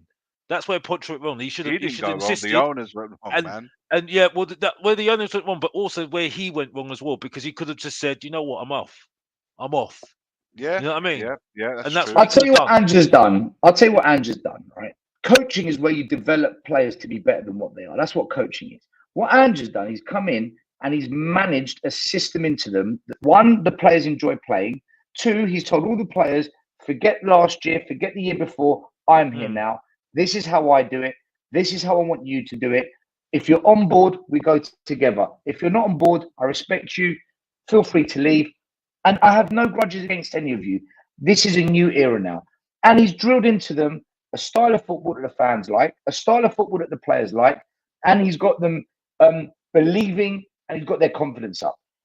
He's a good manager. He's proving to be a good manager. As a coach, other than Lo Celso and Bissouma, who I think the system suits them, and I did say that about Bissouma last year, he's got more out of them too. But nobody from last year looks any different. Pape Sarr looked good last year. When you say last year, hang on a minute. Hang on. In the back four and the goalkeeper, only Romero's there. Everyone else is new. Bissouma was injured, and he's coming. Dyer's still at the club, Iggy. The spine of our team from last season is gone. Lloris, Dyer, Højbjerg can't make the team. Kane is out. They're still at the club, Iggy. That's a spine, though. They still go to training every day. But what I'm saying is, yeah, but if Dyer, Sanchez, and Højbjerg were still playing now, and we were playing this good, I would say, what a coach. What a coach. Sarr, you can arguably argue. I'd include Sarr though. I'll include Sarr to that. I don't think Ange is a great coach. I think he's a really good manager, and there's nothing wrong with that. Being a good manager is brilliant. Mourinho's not a good coach, but as a manager, he's won everything. So I don't have an issue with it. But I don't think with the group of players we've got, bar one or two, that they're gonna evolve into good players. They need to go. The ones that he's playing, the players that are playing now in that starting 11, they're the ones that he's going to focus on the most. He's not the rest. I don't look at Ange as a coach. I look at him as a manager. I agree with Stell a little bit here, and I think I see Ange as more of a really good tactician, right? For instance, I'm not comparing myself to Ange Postecoglou in any way, but the way that I coach as well isn't by necessarily making individual players better, but it's about seeing what pieces of the puzzle cause the machine to run most efficiently. And I think that's what Ange's benefit is. It isn't so much that he's improved players' quality, but he's moved the pieces in a manner and picked players who naturally cause the engine to run at its maximum horsepower. And I think that's where Ange sits. Well, he's brought in after 2 seasons where we've had our previous 2 managers were probably a bit more defensive. He's brought in a style of football which favours any modern day footballer because they like going forward. They're attacking football. They're going numbers. They go forward. I don't think it's any though, because look at Richarlison, right? Yeah. But the problem in that, I don't think Richarlison is not enjoying the system because we're playing. He didn't look like he was enjoying it that much yesterday. Well, he's not enjoying his own performances. That's that's more of a personal thing. But in regards to how we're playing, we're very pleasing to the eye. You watch Tottenham nowadays. You ask any fans watching Tottenham in the last 3-4 I think games, the players enjoy it as well. I think the players enjoy it more as well. When you've got players that enjoy their football, whether you like it or not, they give you 20-30% more. Yeah. They're going to give you 20% than someone who's not enjoying his football. He doesn't mean he's still a professional. He's still going out there and doing what you're asking him to do. But he's going to give you 20-30% without even realizing he's doing it because he's not enjoying his football. So on that aspect, and you're right, he's brought in a coaching team and he's brought in like a different vibe that you can see the fans are enjoying it. First game of the season, we was rocking against Man United. That all of a sudden there's a vibe because there's people like we got our Tottenham back because we're playing the way Tottenham we're used to seeing Tottenham play, win, lose or draw, but we go out there and attack. And but I think his system is it's easier for players to fit in. It's easy for everybody to push forward and go forward, right? I mean, that's the easy part of things. Soaking up pressure and counterattacking is actually a more difficult tactic to pull off, right? If you have one weak link in that chain, the whole thing breaks down real quick. Going forward, yeah, you may concede a couple of goals, you may concede big chances and stuff like that, but it's a lot easier to get the ball moving when you're just pushing up, going up all the time. Boom, boom, boom, boom, boom, boom, boom. I just think that for me, I see Ange Postecoglou as a really good tactician, right? And maybe because he doesn't have all of this hype around him, he's able to be more relatable to the players as well, right? He's not on this pedestal like Mourinho and Conte. It doesn't come with the baggage. It doesn't come with all that. But I will say this though, his team and the way he plays is new to a lot of teams in England and the Premier League, and they are all studying him right now in the way he's trying to get Tottenham to play. And maybe not at this moment because it's still fresh, but further down the line, there will be countermeasures being taking place against the way he plays. And that's when we see, can we overcome those difficulties once the opposition teams watching us now, all of them, Fulham would have looked at our previous 3 games and all the teams that are ahead will have seen the way we play. They will come up with their own countermeasures against the way we play. Will we have enough to overcome them? Like Alex has been saying before, the difficult times, we will see how he deals with it then. So that's fine. This under Conte. We said this under Conte. We said this under Nuno. Nuno had a good run. We said we're going to win the league. We said we're back after we got Champions League with Conte. We had a good run under Mourinho, right? And I know there are managers that didn't play great football and everything else, but they're the same managers that some of these fans that are flip-flops, and I'm not talking about certain people because certain people were saying that they didn't like Conte, so I'll give them credit on that one. But certain people that I've seen on World Tottenham TV, who like Conte and now flip-flopping, and most of the fan base, they were shouting for his name, saying, oh, no, Conte was terrible, he's this, he's that, he's this. Alex, try not to mention other channels because we had a show a couple of weeks ago where we cleared the air with all of it, so just try not to do it. Yeah. All I will say is that listen, I've said it many a times. I was at the stadium with the stream. I wasn't particularly enjoying watching Conte's football. I said I backed him because I wanted our managers, whoever's in charge, to be backed, and I want Ange Postecoglou to be backed. How do I see getting back? I see that this team right now, with no European football, I said this at the beginning, and I'll say it for the benefit who's joining afterwards. This team, this 11 right now, 12, 13 players that we've been playing regularly in the last 3 games, I see us being 2 proper players away from at least challenging the top 4 to going back. We're always 2 or 3 players short. Every year, I see it. No. But if we had European football still, we would need a lot more.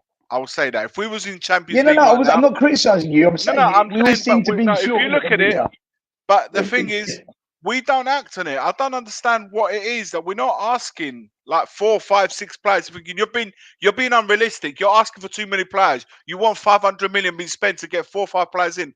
No one's saying that. I'm saying 2 players, 2 quality players that will make such a big difference to this team right now, because you got the left back there that's doing well, the right back's doing well. You got the final 2 centre backs, the goalkeeper who's growing in confidence. You're seeing it. Basuma, finally the player that we got from Brighton, probably better than the one right now, and the one that we saw against Brighton. So Matt far, can yeah, come but- in, bring in quality. Sarr, all of a sudden it's like this flower is just blossoming brilliantly. Kulusevski, all right, he's not quite there, but he's got his goal. Maybe that will kickstart his season. Son, captain, all of a sudden things are coming to place, and you just think 1 or 2 more elements there with Benson Good's return. I think we could be thereabouts. It's frustrating. This is what I'm saying, Iggy. This is what I said. It's frustrating to know, to see it, to feel it, to know it, and then why, man? Why? I don't understand. If you're in this team right now, right? If you're in this team right now, you've got 7 points out of 9. Like Mari said, we would have said, "What drugs are you taking?" 7 points out of 9 in the first 3. If you asked us that question, but everything seems to be looking good.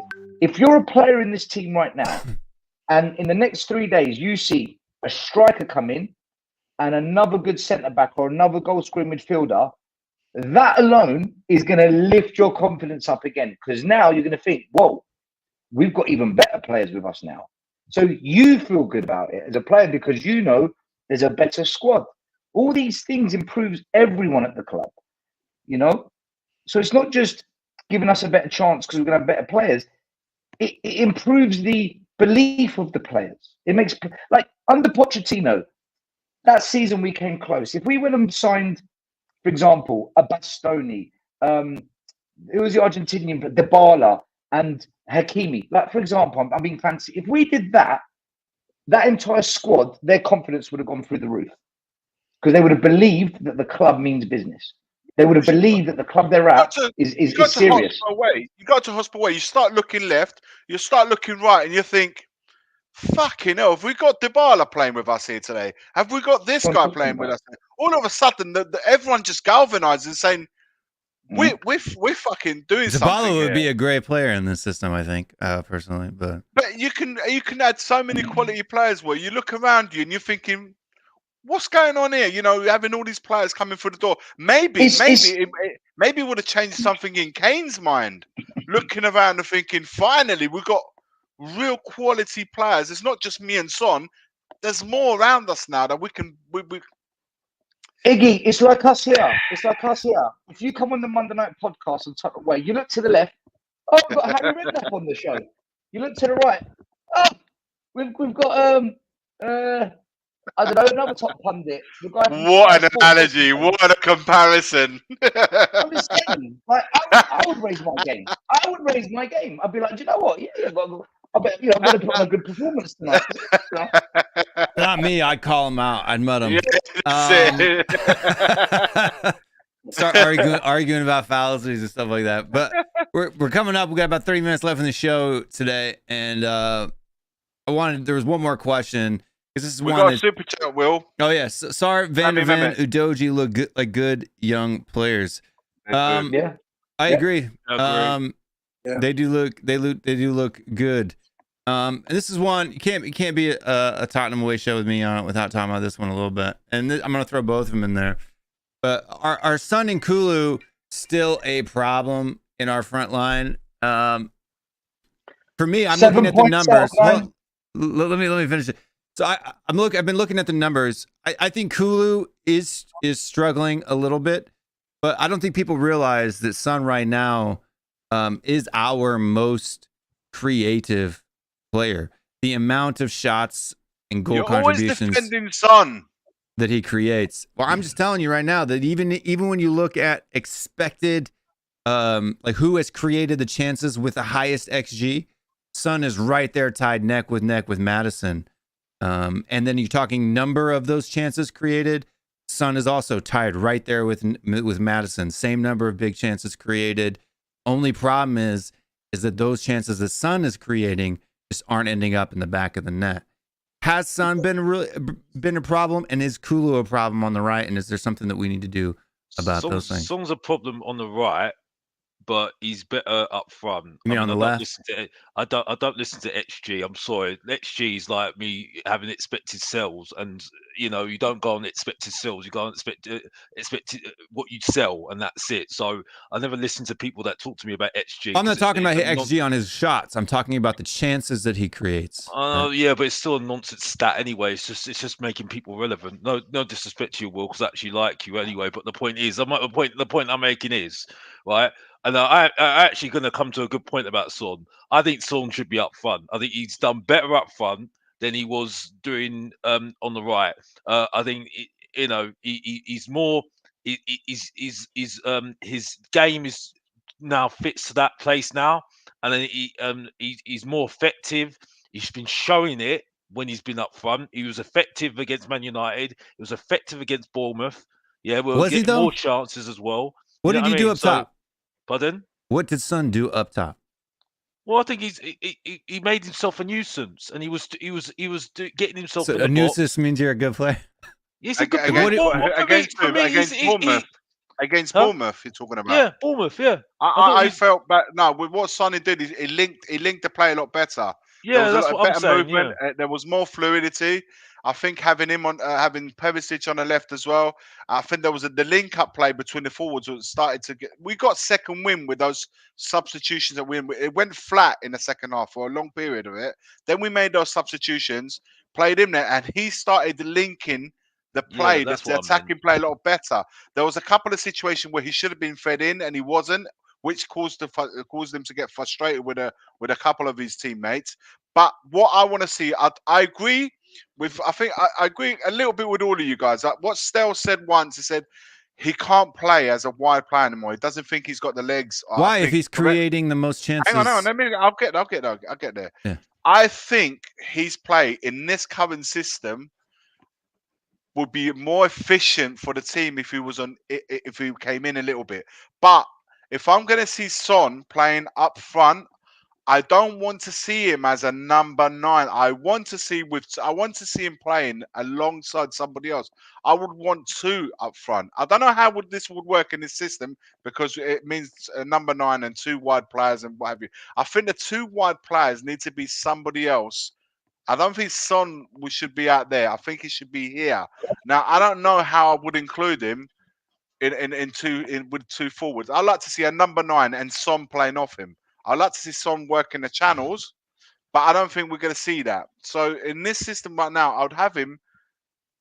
This is so hard because you got a 65 million investment who's your number 9, is waited for his opportunity. Now the main number 9 has gone to. Yeah, but that's not Angie's problem. No, it's not his problem. At the end of the day, goals change games, and a striker ultimately, despite of it all, needs to do that one job. Well, I don't mind Son playing through the middle, but I just don't want him to see up front by himself. I think Son will be better with someone next to him, in my opinion. Yeah, I don't have a problem with Son playing through the middle. I just think it's an absolute fallacious take to say that Son has only played well when he's playing through the middle, because when you look at the number of chances that he's created, when you look, especially in the last 2 games, right? I'm saying in both the Man United and this one, he led the team in key passes. He led the team in shot creating actions. He led the team in all of the creativity stats. Better than Maddison, better than Basuma, right? Everybody's rating about their creativity. So when the numbers say the Son has been more created opportunities than even James Maddison and Yves Basuma or Papa Matasar, how can we say that he isn't effective on that left-hand side? I just think he's not effective. Do you know what? I would be much more simplistic in how I look at this. In fact, no, I'm going to be more simplistic. We've played 3, lost none, won 2, drawn 1, 2 clean sheets. Keep it as it is for now. It's working. If we then go on a 1-1, 2-2, 3-2 loss, we're going to kind of iffy run, then you've got to look at it. Or get in a game where we have a problem scoring 2 goals, because right now we've scored 2 every game, right? Would you keep the same 11 for tomorrow then? Would you not change it up a little bit for the cup game? I think without Europe, we should put our best 11 and take these cup competitions seriously. We should go out there, destroy Fulham, go 3-0 up, and with 20 minutes to go, just start making all your changes. Put it to But bed. how do you keep I players think like we- Lo Celso happy then? How do you keep them happy? Okay, maybe you can make one or two changes, Iggy. I don't have an issue with that, but I don't, as long as it doesn't jeopardize the result. Because if we don't beat Fulham and we go out of the cup, we're down to one trophy we can win this year. That's it. And we haven't even got into September. So Yeah. I think you have to make sure you beat Fulham tomorrow.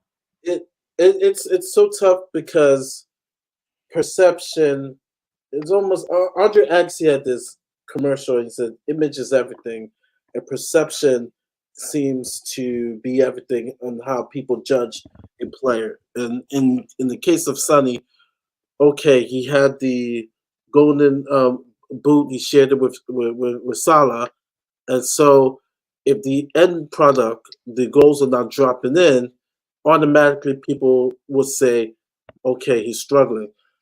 This season, he's been unlucky. I mean, he's been unlucky because he should have about a couple more assists, right? We know why, because of Richarlison. You know, there were many chances that Richarlison wasted. I mean, literally, he should have at least 2 assists, but those chances have been wasted. So that's when people will look up and says, well, okay, well, Madsen has this and Sonny has that, right? And if someone's not looking at stats or someone doesn't believe in, XG whatsoever, then they're going to tell you, well, Madison's been more creative because they're seeing the end product. I just think it's just been unlucky in the sense of Sonny's had some good chances to score, but also good chances to get some assists. It's just not panning out. So that's why, that's why perception is that. The second thing is, and it comes natural. People can still be quick and lose a step. People believe, like I said, the perception that Sonny can't beat his man out on the wing. They believe he's gotten slower and whatsoever.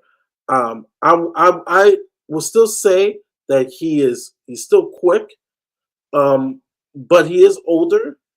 I would say the Sonny of three years ago. Oh, he's dangerous. He's really going to humiliate that defender out in the wing more than back then than now. But he's still. Right, but this is the thing though. What I'm talking about, right? Like because when you actually look at the number of take-ons the Sun has, the only player who's been had more attempts and been more successful in taking on a man, been more successful with their take-ons is Bissouma in the midfield. 13 attempts, 9 successful. Suns had 10 attempts and has been successful 6 times. No other player has been. No other regular starter has been as good at taking on a man and beating them than Heung-min this season. Well, I mentioned this last season, and it adds on to what Mari said. The Sun that we're used to as fans is an entertaining, exciting 1v1, beat the man, get goals, and someone that gets you on the edge of the seat. He's evolved as a player. He's a different type of player now. He's not that same player. But because of it, fans are struggling, and therefore they judge on what he was like 2, 3, 4 years ago. But why are you judging him on a counter? This is what I'm saying, right? The expectation. No, they're judging it. No, Will, they're judging him. They're judging him on entertainment value. Whereas if you look at the second goal against, I don't know what that means.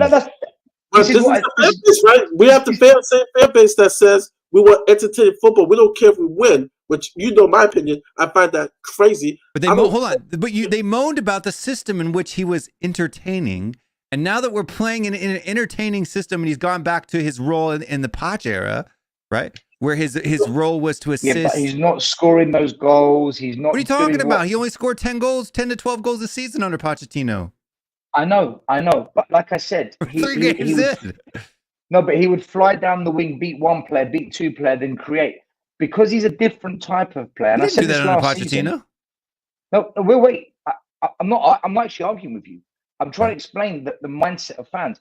If you actually perception. If you break down what Son's doing, look at the second goal against Bournemouth. If you go back and watch it slowly, it was really good one-touch football, total football. The second goal was total football. Was Son involved in that move? Yes, he was. But we're not focusing on that.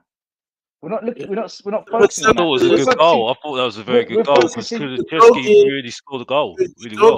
To Kulu. But Alex, Udogie, it was Sunny. Udogie and Kulu.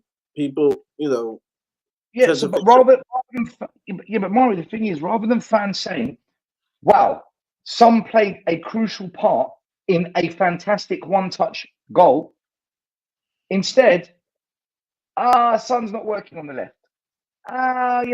He's not scoring goals. And this is what I mean. He's a different player now. We're never going to get the Son that we were used to years ago. He's a different player now. Does that mean he's not as good? No. I don't think he's a different player. I think it's a different system. For each, you see a different Son under every system. Then he plays a different way in the system. The system is making him different way in the system. Absolutely. Yeah. That's why I don't understand why people can't judge him based on the system that he's playing in, the role that he's meant to play. Like if you're going to judge a player, judge him based on the role that he's fit to play. If he's playing center back, are you going to say, "Man, his Son hasn't scored any goals this season"? I think no, because fans are used to a flair player. Fans were used to a flair player. That's why. But remember, Will, it's our fan base, and our fan base is the same fan base that says we'd rather not win trophies, but play attractive football. Like we're weird. I think hold on. Under Pochettino, Son was a purple patch. Never scored consistently, right? Yeah, he was good on this and that, but he was a purple patch player.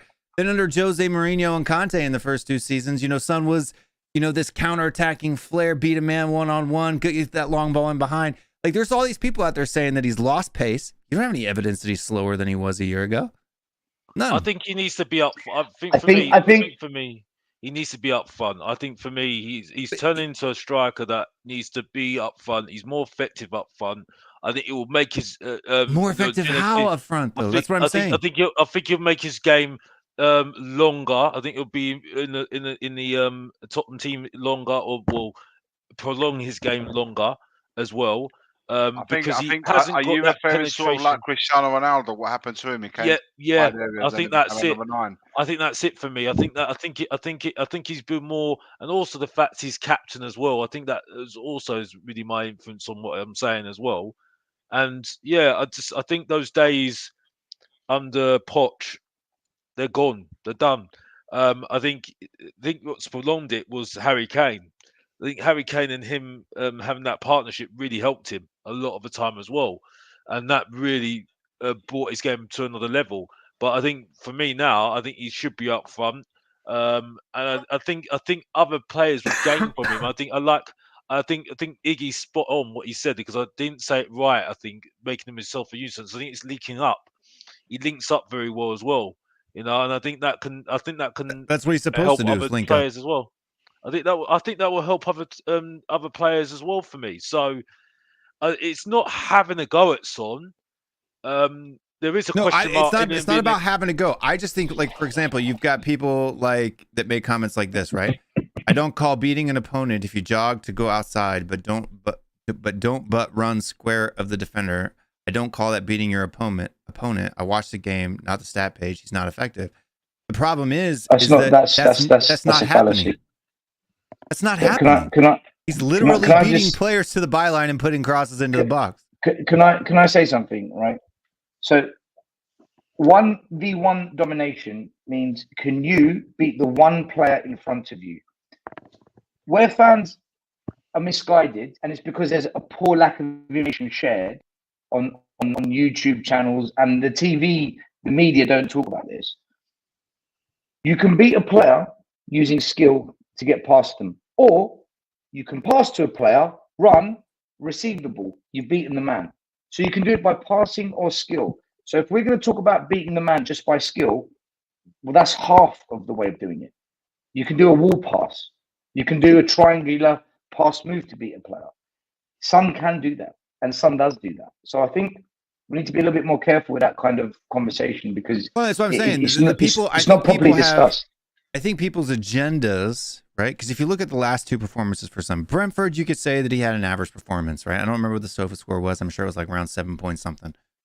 But the last two performances, I think for Son in a Postecoglou system have been great, right? In fact, the best performances for somebody who hasn't scored in that front midfield five. I just think if fans are going to judge Son of the Son from 3-4 years ago, then they're forever going to be frustrated. If you judge him based on Jose Mourinho and Conte, yeah, you're going to be disappointed. But if you judge him on Pochettino, Son, you won't be disappointed. I don't know. In fact, Will, do you know what? I think a lot of fans forget what Son was like and what he did under Poch because it's been so long. You're absolutely right. They do. They totally forget that Son, for the most part, had a hard time even getting into the starting lineup for most of the years under Pochettino. It wasn't until the 18-19 season that he even had more than 2,500 minutes in a season. People don't realize this, but him and Lamela were swapping in and out on the regular. Son was only scoring 11, 12 games a season. He was assisting 10 games a season. That's where he had the last two seasons under Pochettino, 10, 12 assists, 12 goals. Well, just real quick, guys. Will, don't draw attention to Son. It's a super chat. Thank you very much, CQ. Drawing too much attention to him. I'm drawing the attention all I want because I keep hearing the same things. I think people just aren't willing to. People's agendas are so hardcore. Now, I'm going to give some credit to some people. The agendas have gone a little bit quieter. But anytime we talk about the front three, people are always still bringing up his name. When I think you look at the number of chances and the chances were made, you had Madison basically kicking it straight out at the goalkeeper from 5 yards out, which was a direct pass from Son. You had Son playing that back heel to Adoji, who missed the big chance against Manchester United as well. Richarlison missing sitters off of Son's passes. I don't think people are giving Son, and those were things that he created from the left, by the way, not in the middle. I'll tell you now, right? If Harry Kane was the striker in this team right now, Son has Harry Kane was the striker. This conversation of Son, Kulu, Richie wouldn't exist. This conversation would not exist. Son would have 3 assists already. Right. Yeah. Forget Son for a minute. What about Kulu? How did you guys see Kulu on the weekend? I think Kulu. So Kulu for me, let me go over the numbers and then we can talk non-numbers, right? So he doesn't shoot enough. I don't know what's happened. So going over the numbers, as far as taking on a man is concerned, he actually has the most progressive carries of any player on our team. That's including midfielders and fullbacks. So he's doing hard work on that right-hand side. But the problem is that, like, for example, talking about a player being able to take on a man, he's attempted 7 times and only succeeded 3, right? He's the number 1 player to be dispossessed, right? To lose the ball. And the number of carries and crosses into the box that he's had isn't really matching the outtake, right? So I think he's doing a good job working the ball up the right. But he's not, once it gets there, it's just fizzling out. And that's, I think, the difference in the problem with Kulu. And it's something he in the first season that he had wasn't the case, right? Those passes, those final balls were making it into the box, into their designated targets. People don't realize that Kulusevski assisted Son in that season as many times as Harry Kane did. Do you think in a counter-attacking system, he would find more space and time? Whereas now, because we're not counter-attacking, it's more about build-up play. He's not getting the same time and space on the ball. And that's maybe he's getting the same amount of time, and he's getting less space. I just don't think that he's as good.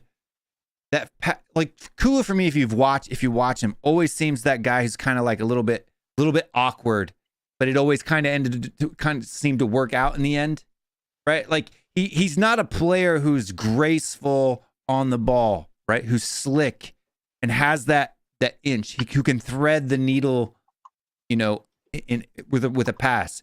He's always kind of been that, bumbling guy who just ended up making it work. And because he doesn't have that finesse, I think that he's being found out a little bit. But as far as work ethic is concerned, and all the people say, and I don't even necessarily think that he's been predictable. I think he's sloppy.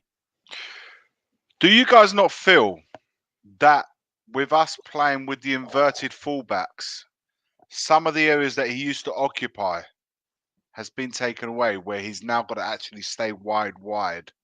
Because I remember some of the positions he used to take up are now being taken up by the midfielders that are going forward, like Sarr, like Madders, and then you've got the inverted fullbacks who are occupying those spaces where the wingers go out wide, and those runs are made by the fullbacks now in between the centre back and the fullback.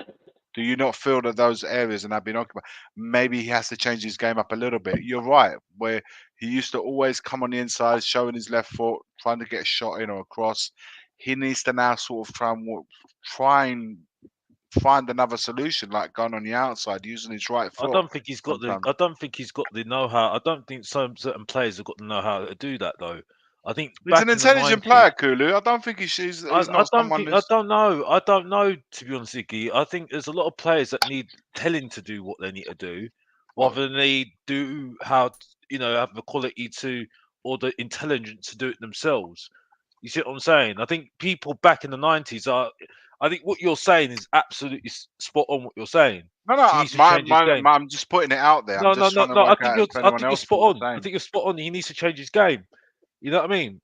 I think two people. This is the thing. I think people are still judging our players based out of a different system from a different manager. If you watch, I've been watching a lot of Tifo IRL. They've been doing this new series over there, where they go over the tactics. They've got these tactical boards, and they have this guy, and they base it off of Postecoglou's system and what Postecoglou, according to them, wants that right winger's role to be. Based on historical analysis of Postecoglou's tactics over time, is he wants Kulu to take the ball to the byline and play the ball back to the center spot. He needs to get into the area between the edge of the 18 box and the goal, right? That's the zone at which he needs to be making that pass. And that's what Kulu's trying to do. It's just not work. It's just the pass isn't getting through. Yeah, the execution. We spoke about that on the watch along, where some of the decision making. Yeah. Or too slow, not sharp enough. Yeah. Right. Sloppy in the pass. Right. Again, another player that we've signed before. We finalised the Kulusevski signing this summer before Ange became our manager. Again, another signing. I'm not saying Kulusevski is not good enough, because I do think he is good enough personally. But as a manager, you've signed the player before I get the job. Yeah. How are we helping the manager here? Doesn't make sense. Maybe there had been a conversation before he officially signed to say, is this a player that he would? I don't know. We don't know. We don't know the reality of it. Also, the fact that somebody did mention in the chat where the link up between him and Bentancur was so good when they were both fit, and not having him there as well. Maybe the supply hasn't been as good. Look, I do think he needs to like alternate his game a little bit, not to be a little bit less predictable. I will agree with that. I think he needs to show something more. But I also feel in that area of the pitch, he hasn't got enough competition in my liking. Maybe Solomon could be, I don't know, time will tell. I just feel like if we had signed another player on the level that could compete with him, maybe, just maybe, that could do wonders. I don't know. I agree with you, Iggy. I agree with you 100%. And that's why I'm saying that I think that Big Ange doesn't rate Manor Solomon, because you've seen him make substitutions. I mean, it's pretty harsh 2 games in to sub Richarlison out, especially last game he subbed him out like the 20 or is the 10 minutes into the second half, right? He's not afraid to make a substitution. Solomon ain't getting a sniff. It's not Solomon that's getting the run in there because of Kulu's bad performances and air quotes, right? It's not It's not a left winger that we're looking at, and it's not even a striker that we're looking at. We're looking at another right winger. So I just don't think that Manor Solomon, as much as people want to love this guy, I don't think that he has impressed Postecoglou at all. I don't think he's impressed him at all. I'll say it again, man. I think this guy's been brought in nothing but a squad player. I feel there is the guys mentioned it in the chat earlier on. There's going to be Postecoglou apparently said there's going to be quite a few changes for tomorrow, so maybe he's going to be one of them. We shall see, and it will be a good opportunity for those players who have played the less minutes to stake a claim, really, to try and put in a performance. I think that's a bad move, man. Because if we don't beat Fulham tomorrow night, that's going to put a massive downer on a good start to the season. Because to go out of a cup, not even in round 3 when everyone else joined, in round 2, yeah. And to only have one trophy, and it's the hardest one for us to win the FA Cup because we're not winning the Premier League. I see. I don't understand this, man. I don't understand it. We're not in Europe. Play your best team every single game now. Every game. Unless you're forced into injuries or you need to make tactical changes during the game or a player's sent off and you've got to adjust it, whatever.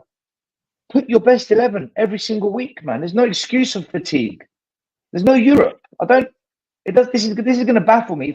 If we put out, maybe the changes will be made in the final third. I don't think they're going to be made at the back or anything. I don't think. Did you see Fulham went to the Emirates with 10 men and got a draw? Right? They absolutely pulled Arsenal's pants down. I don't care what any Arsenal fan says to me. They did a number on Arsenal with 10 men.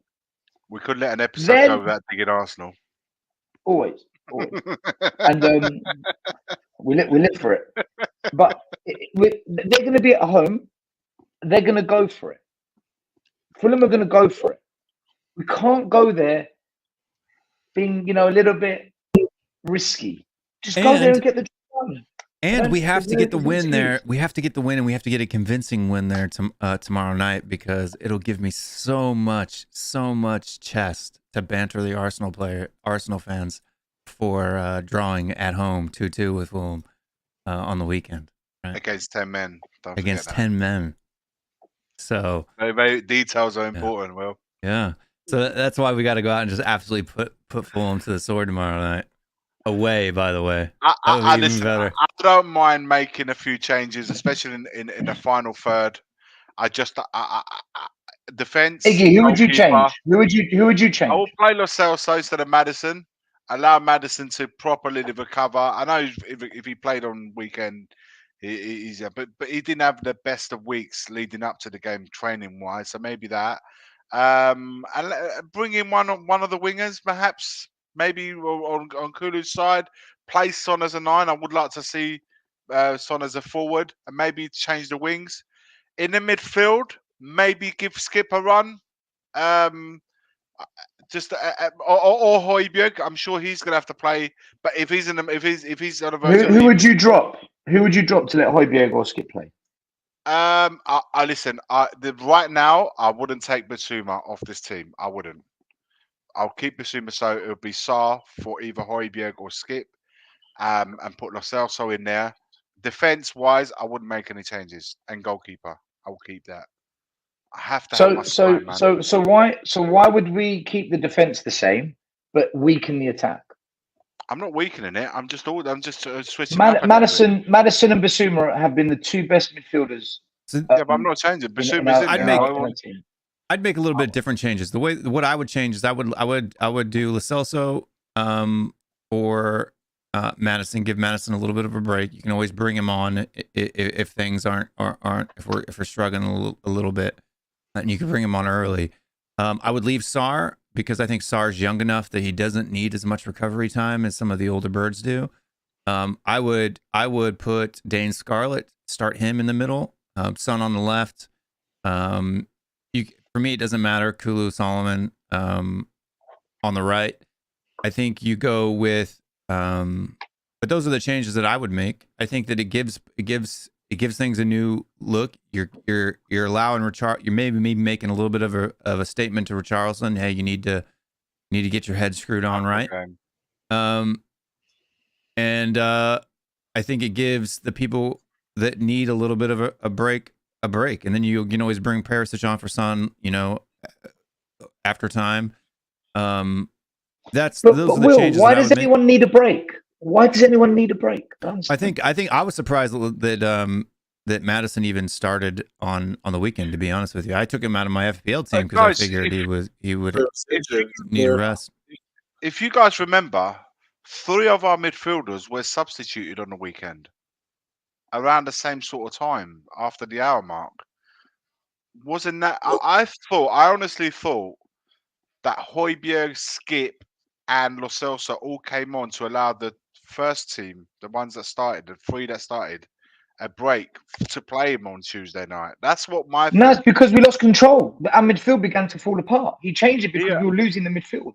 We were losing the battle, so he changed it, and we went and got the second goal, so it worked. No, but what I'm saying to you, that the fact that they played 60 minutes, 60, 70 minutes, they are able to start tomorrow. This is what I'm saying. I thought it was done for 2 reasons, really. One, to win. These players should be able to play 90 minutes every single game this season, in my opinion.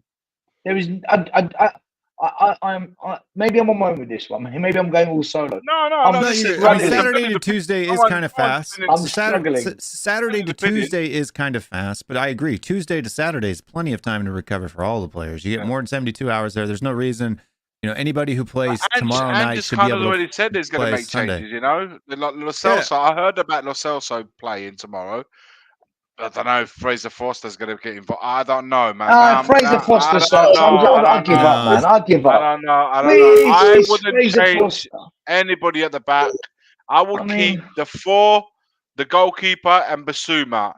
Regardless of who I change further up, the more understanding those guys get, the more. And I've said this before. I want these guys to play so that they grow together in every game. And then further down the line, when you become really strong, you might be able to.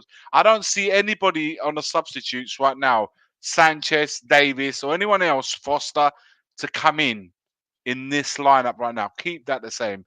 Change. You can change. 1 in the wide areas, maybe 1 or 2 in the central midfield. Up front, you guys are saying Scarlett. I don't mind. I don't mind any of that because I can know that I can always change it if I need to. But definitely defend. I hope Ange does not underestimate Fulham away. I just hope he doesn't do that because it's the Carabao Cup.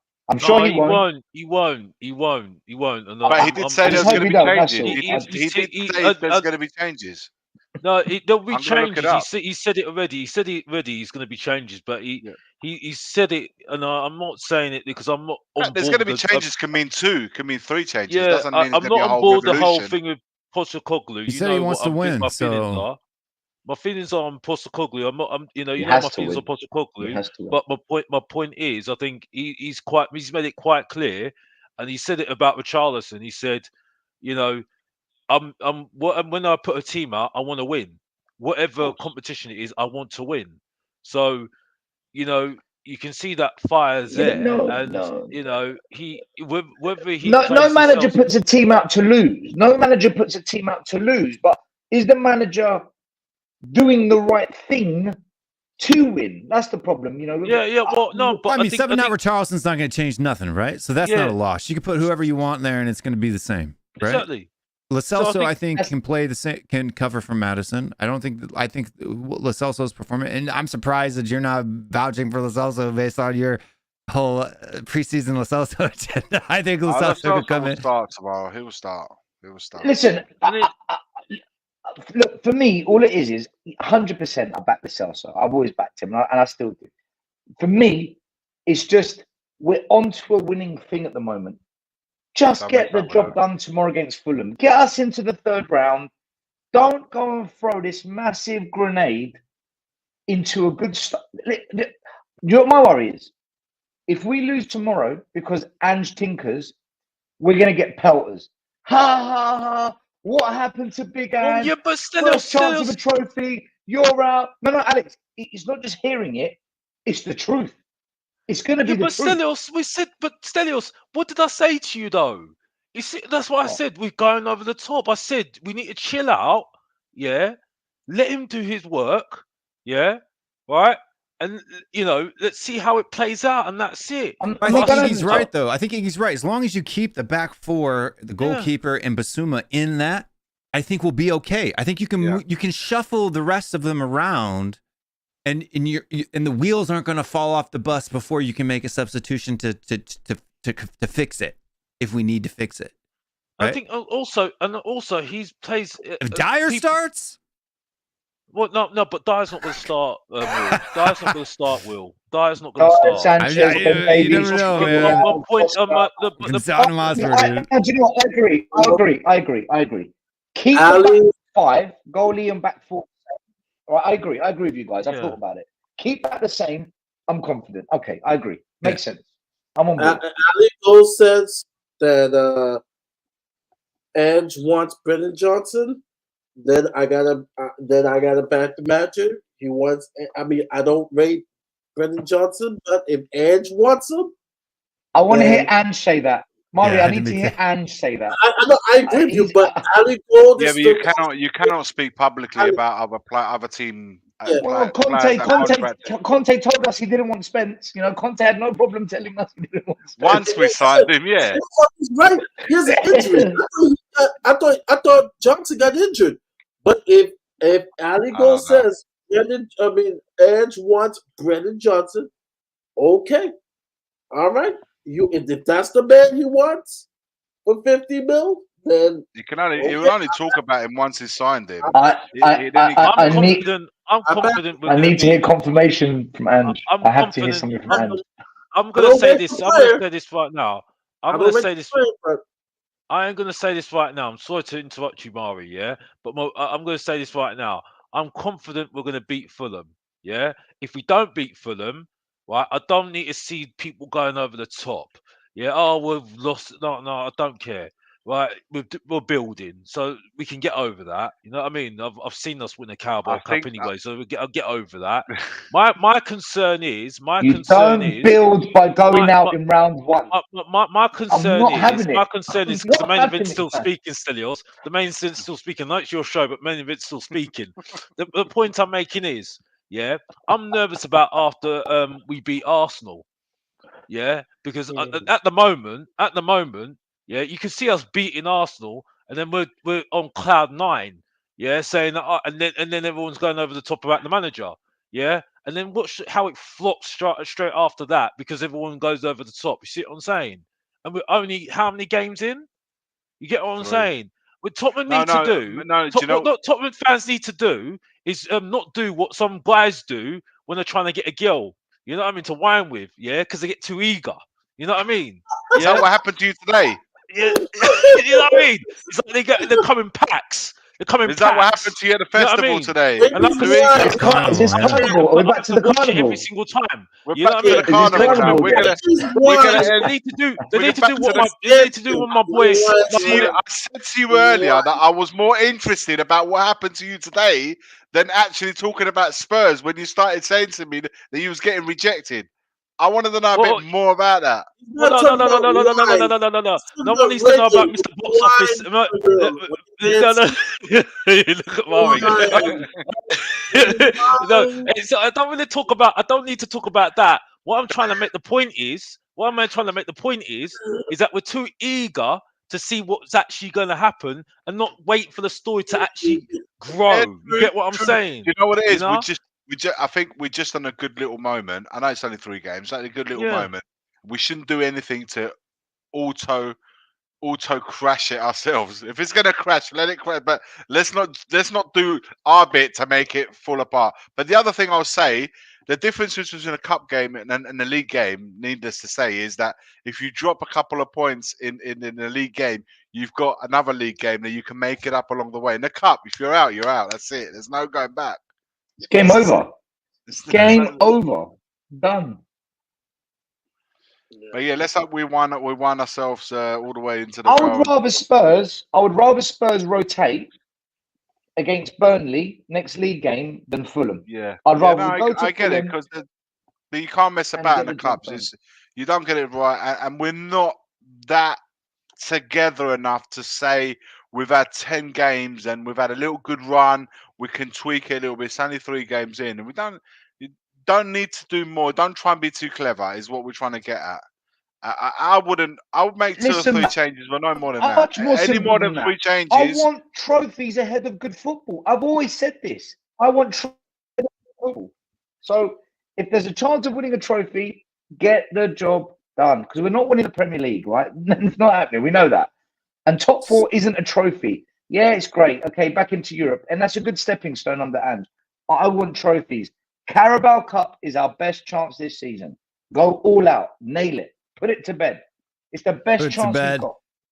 To wrap up the show, I want to hear your guys' lineups, like the actual thing. Boom, everybody go around the panel, give your lineup and your score prediction for that. And then that should probably take us to around the 2.5 hour mark. And we can call it a day. So, Iggy, remind us again of who your lineup is for Fulham. What are your predictions and thoughts about that game? My lineup would be Vicario in goal. I would have Porro and Udogie fullbacks with Van der Ven and Romero centre backs. Bissouma in the 6. I would have Højbjerg and Lo Celso. On the left, Perisic. In the middle, Son. On the right, Kulusevski. That would be my 11. And with me, I think we'll win. With that team, I think I would say we'll win 2-0, 2-1. And your thoughts on Robbie Williams? My thoughts on Robbie Williams, I thought it was a cracking little song. I thought it was funny. It's meant to be a bit of humour. Just laugh at it, go with it. It's a good song. And the fact that he took time out of his busy life to actually sing it and say, I guess I'm a Spurs fan at the end of it, I thought it was brilliant. And if any hatred I had towards him has made him, I can't hate him after that. I have to like him a little bit because of it. I don't hate the guy, just he's not my cup of tea, but you guys know what I mean.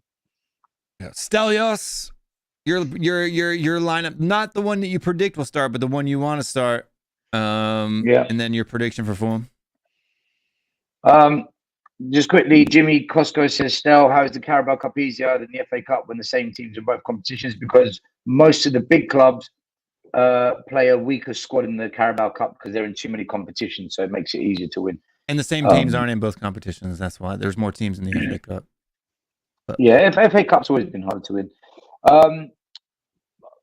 I want the exact same team that started against Bournemouth to start against Fulham, with the exception of Son going striker and Perisic going left wing.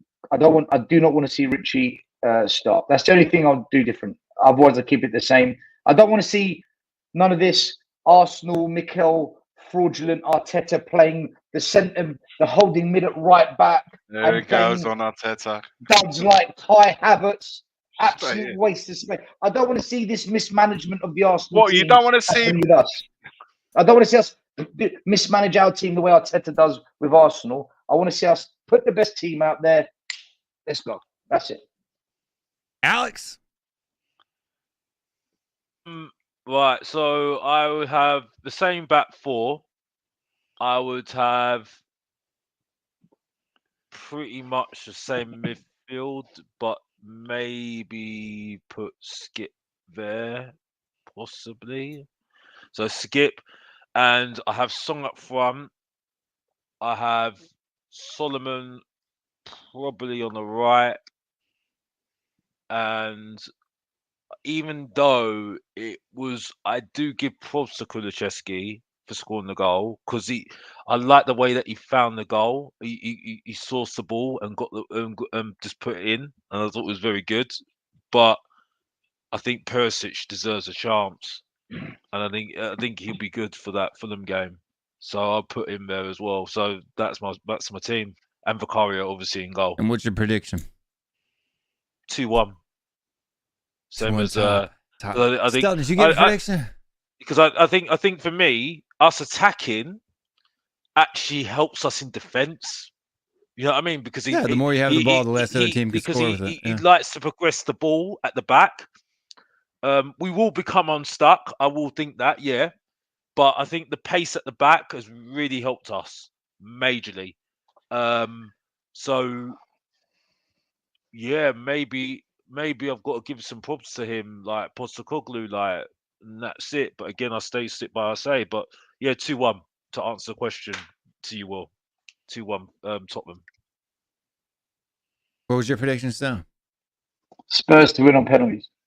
First one on pens. Mari, your lineup. Dramatic, man. You So awake or dramatic. frozen, That's Mari? my prediction. My lineup. That's my prediction. What's he getting shaken off for? So dramatic. I got frozen for my prediction. Can you hear me? Can you hear me? Yeah.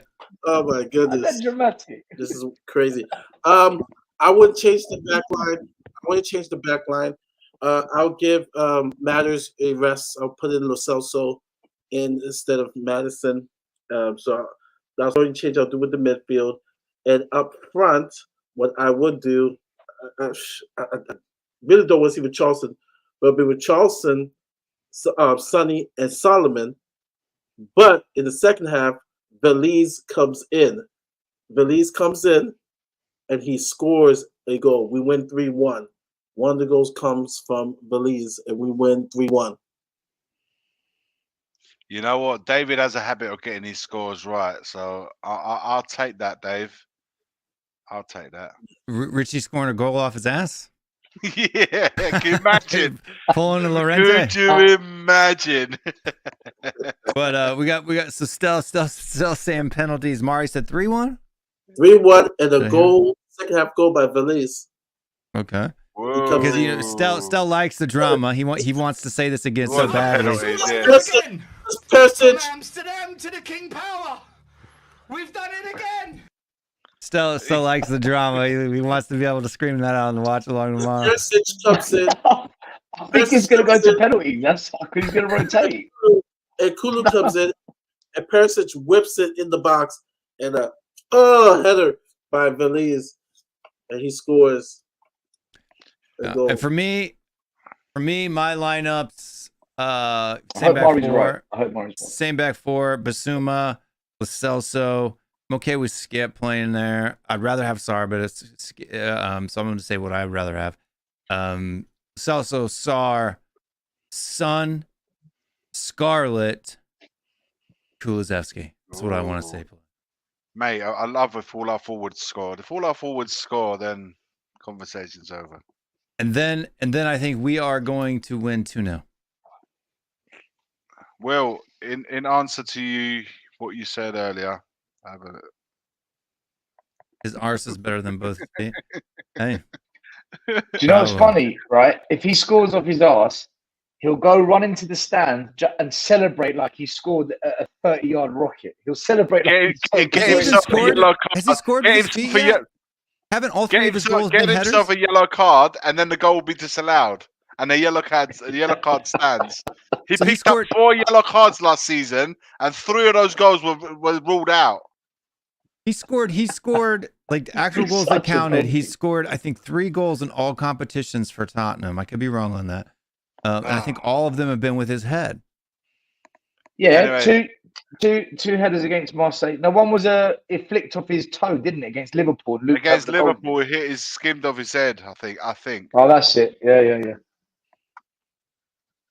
Anyway, listen, I hope Richie does well, man. I hope Richie does well. I just don't think so. There we go, Cube. We'll see. She was asking me earlier. I can tell you real quick. So let's see. USA. Oh no, this one only shows me the league. But I can tell you if that one in the league was off his head or not. It was against Liverpool, wasn't it? Listen, we need all our forwards to get on a score sheet. I know Kulu's done it. Hopefully, Son, Richarlison, if he plays, or whoever else, hopefully they can get on a score sheet too. He's only scored with his head. Yep. Yeah. Marseille, I was there. He scored 2 headers. Yeah. And Liverpool was his head as well. So maybe put some balls in the box. I can't remember the preseason ones, but I think preseason ones he used. No, the preseason he did score. I think he scored his right foot and left foot, if I remember correctly. Against a pub team from Singapore. I mean, that team we played was shocking. So I'm saying even Dane Scarlett had more goals against better competition than Richarlison did. Maybe he will play. Maybe he'll get a few minutes tomorrow. It'll be interesting. I'd like to see a few of the kids be thrown in a little bit. No. I think the team need to. I think the team Not just from need the to start. score more. I think the team just need to score goals, and I think that will help Richarlison. But Richarlison just needs to just do more, and just link up more. But I don't know if that's the sort of striker that we got really. That's the problem with him at the moment. But like I said, I think someone needs to be up front. That's for me the answer for me. Because I think he's got his game is going that way anyway for me, and that's it for me. Yeah, that's it. It'd be interesting tomorrow. I've got to be honest. I do. Guys, just so you know, I can't do the watch along tomorrow in case Ajax all over again. whoever's doing the watch From along. Amsterdam to the King Power. We've done That's it the again. question. Look Because at that. I'm at work. When the game starts, I'm at work. Looks like I'll be doing the watch along all by myself tomorrow. Big up. Do you know what we should do? Every time Spurs score or something like that, we should put that as a goal celebration.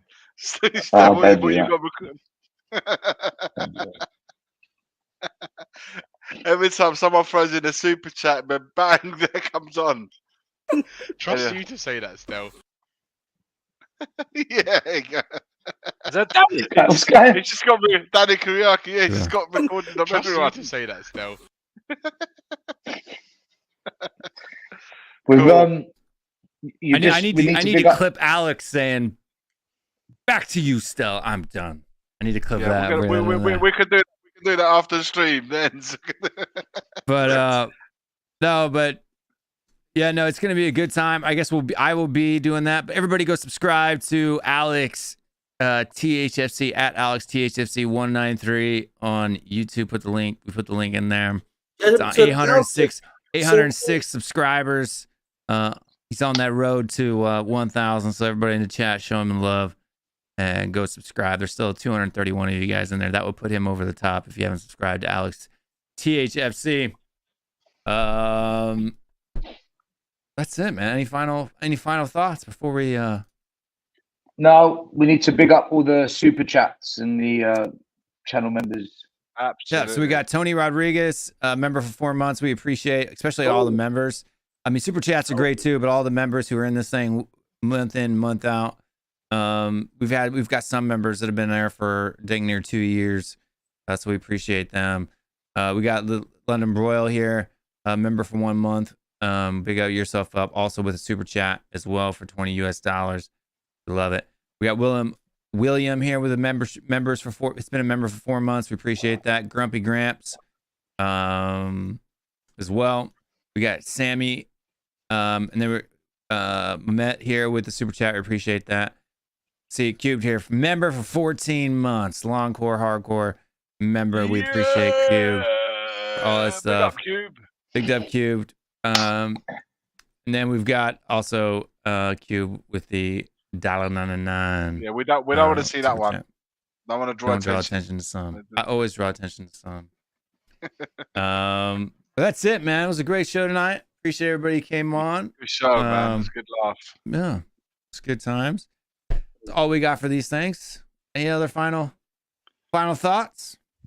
Come on, you Spurs. Let's get through to the round 3. We can't go out in round 2, surely. Surely. Trust you to say Talk of that the still. devil. And up comes the horns. Look. There he is. Big up, Danny. I don't have my bun emoji anymore. I used to have a bun thing in there, but I don't have it. Yeah, we got to get those emoji up and running again. We got to get it big up and running. But that's it. We good? Guys, don't forget to smash the like to this stream and subscribe to the channel. Please As smash always, the like. let's get us to that 5K. We're not far away. 5K, not far away. All right, folks. Thank you very much. We will be back tomorrow with the watch along against Fulham. You'll be stuck with me and my Major League Baseball commentary. And if you don't like the way that Americans call football games, you can eat a dick. No, I'm kidding.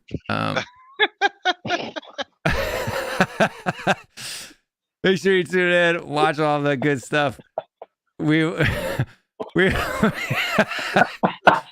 be back tomorrow. We are out of here. Later, Later, guys. Come on, guys. Spurs. On the Come on, Spurs. Spurs. Leave it out. The first game we look for, Robbie. Tottenham away. When we got Tottenham away. Tottenham away. When we got Tottenham away.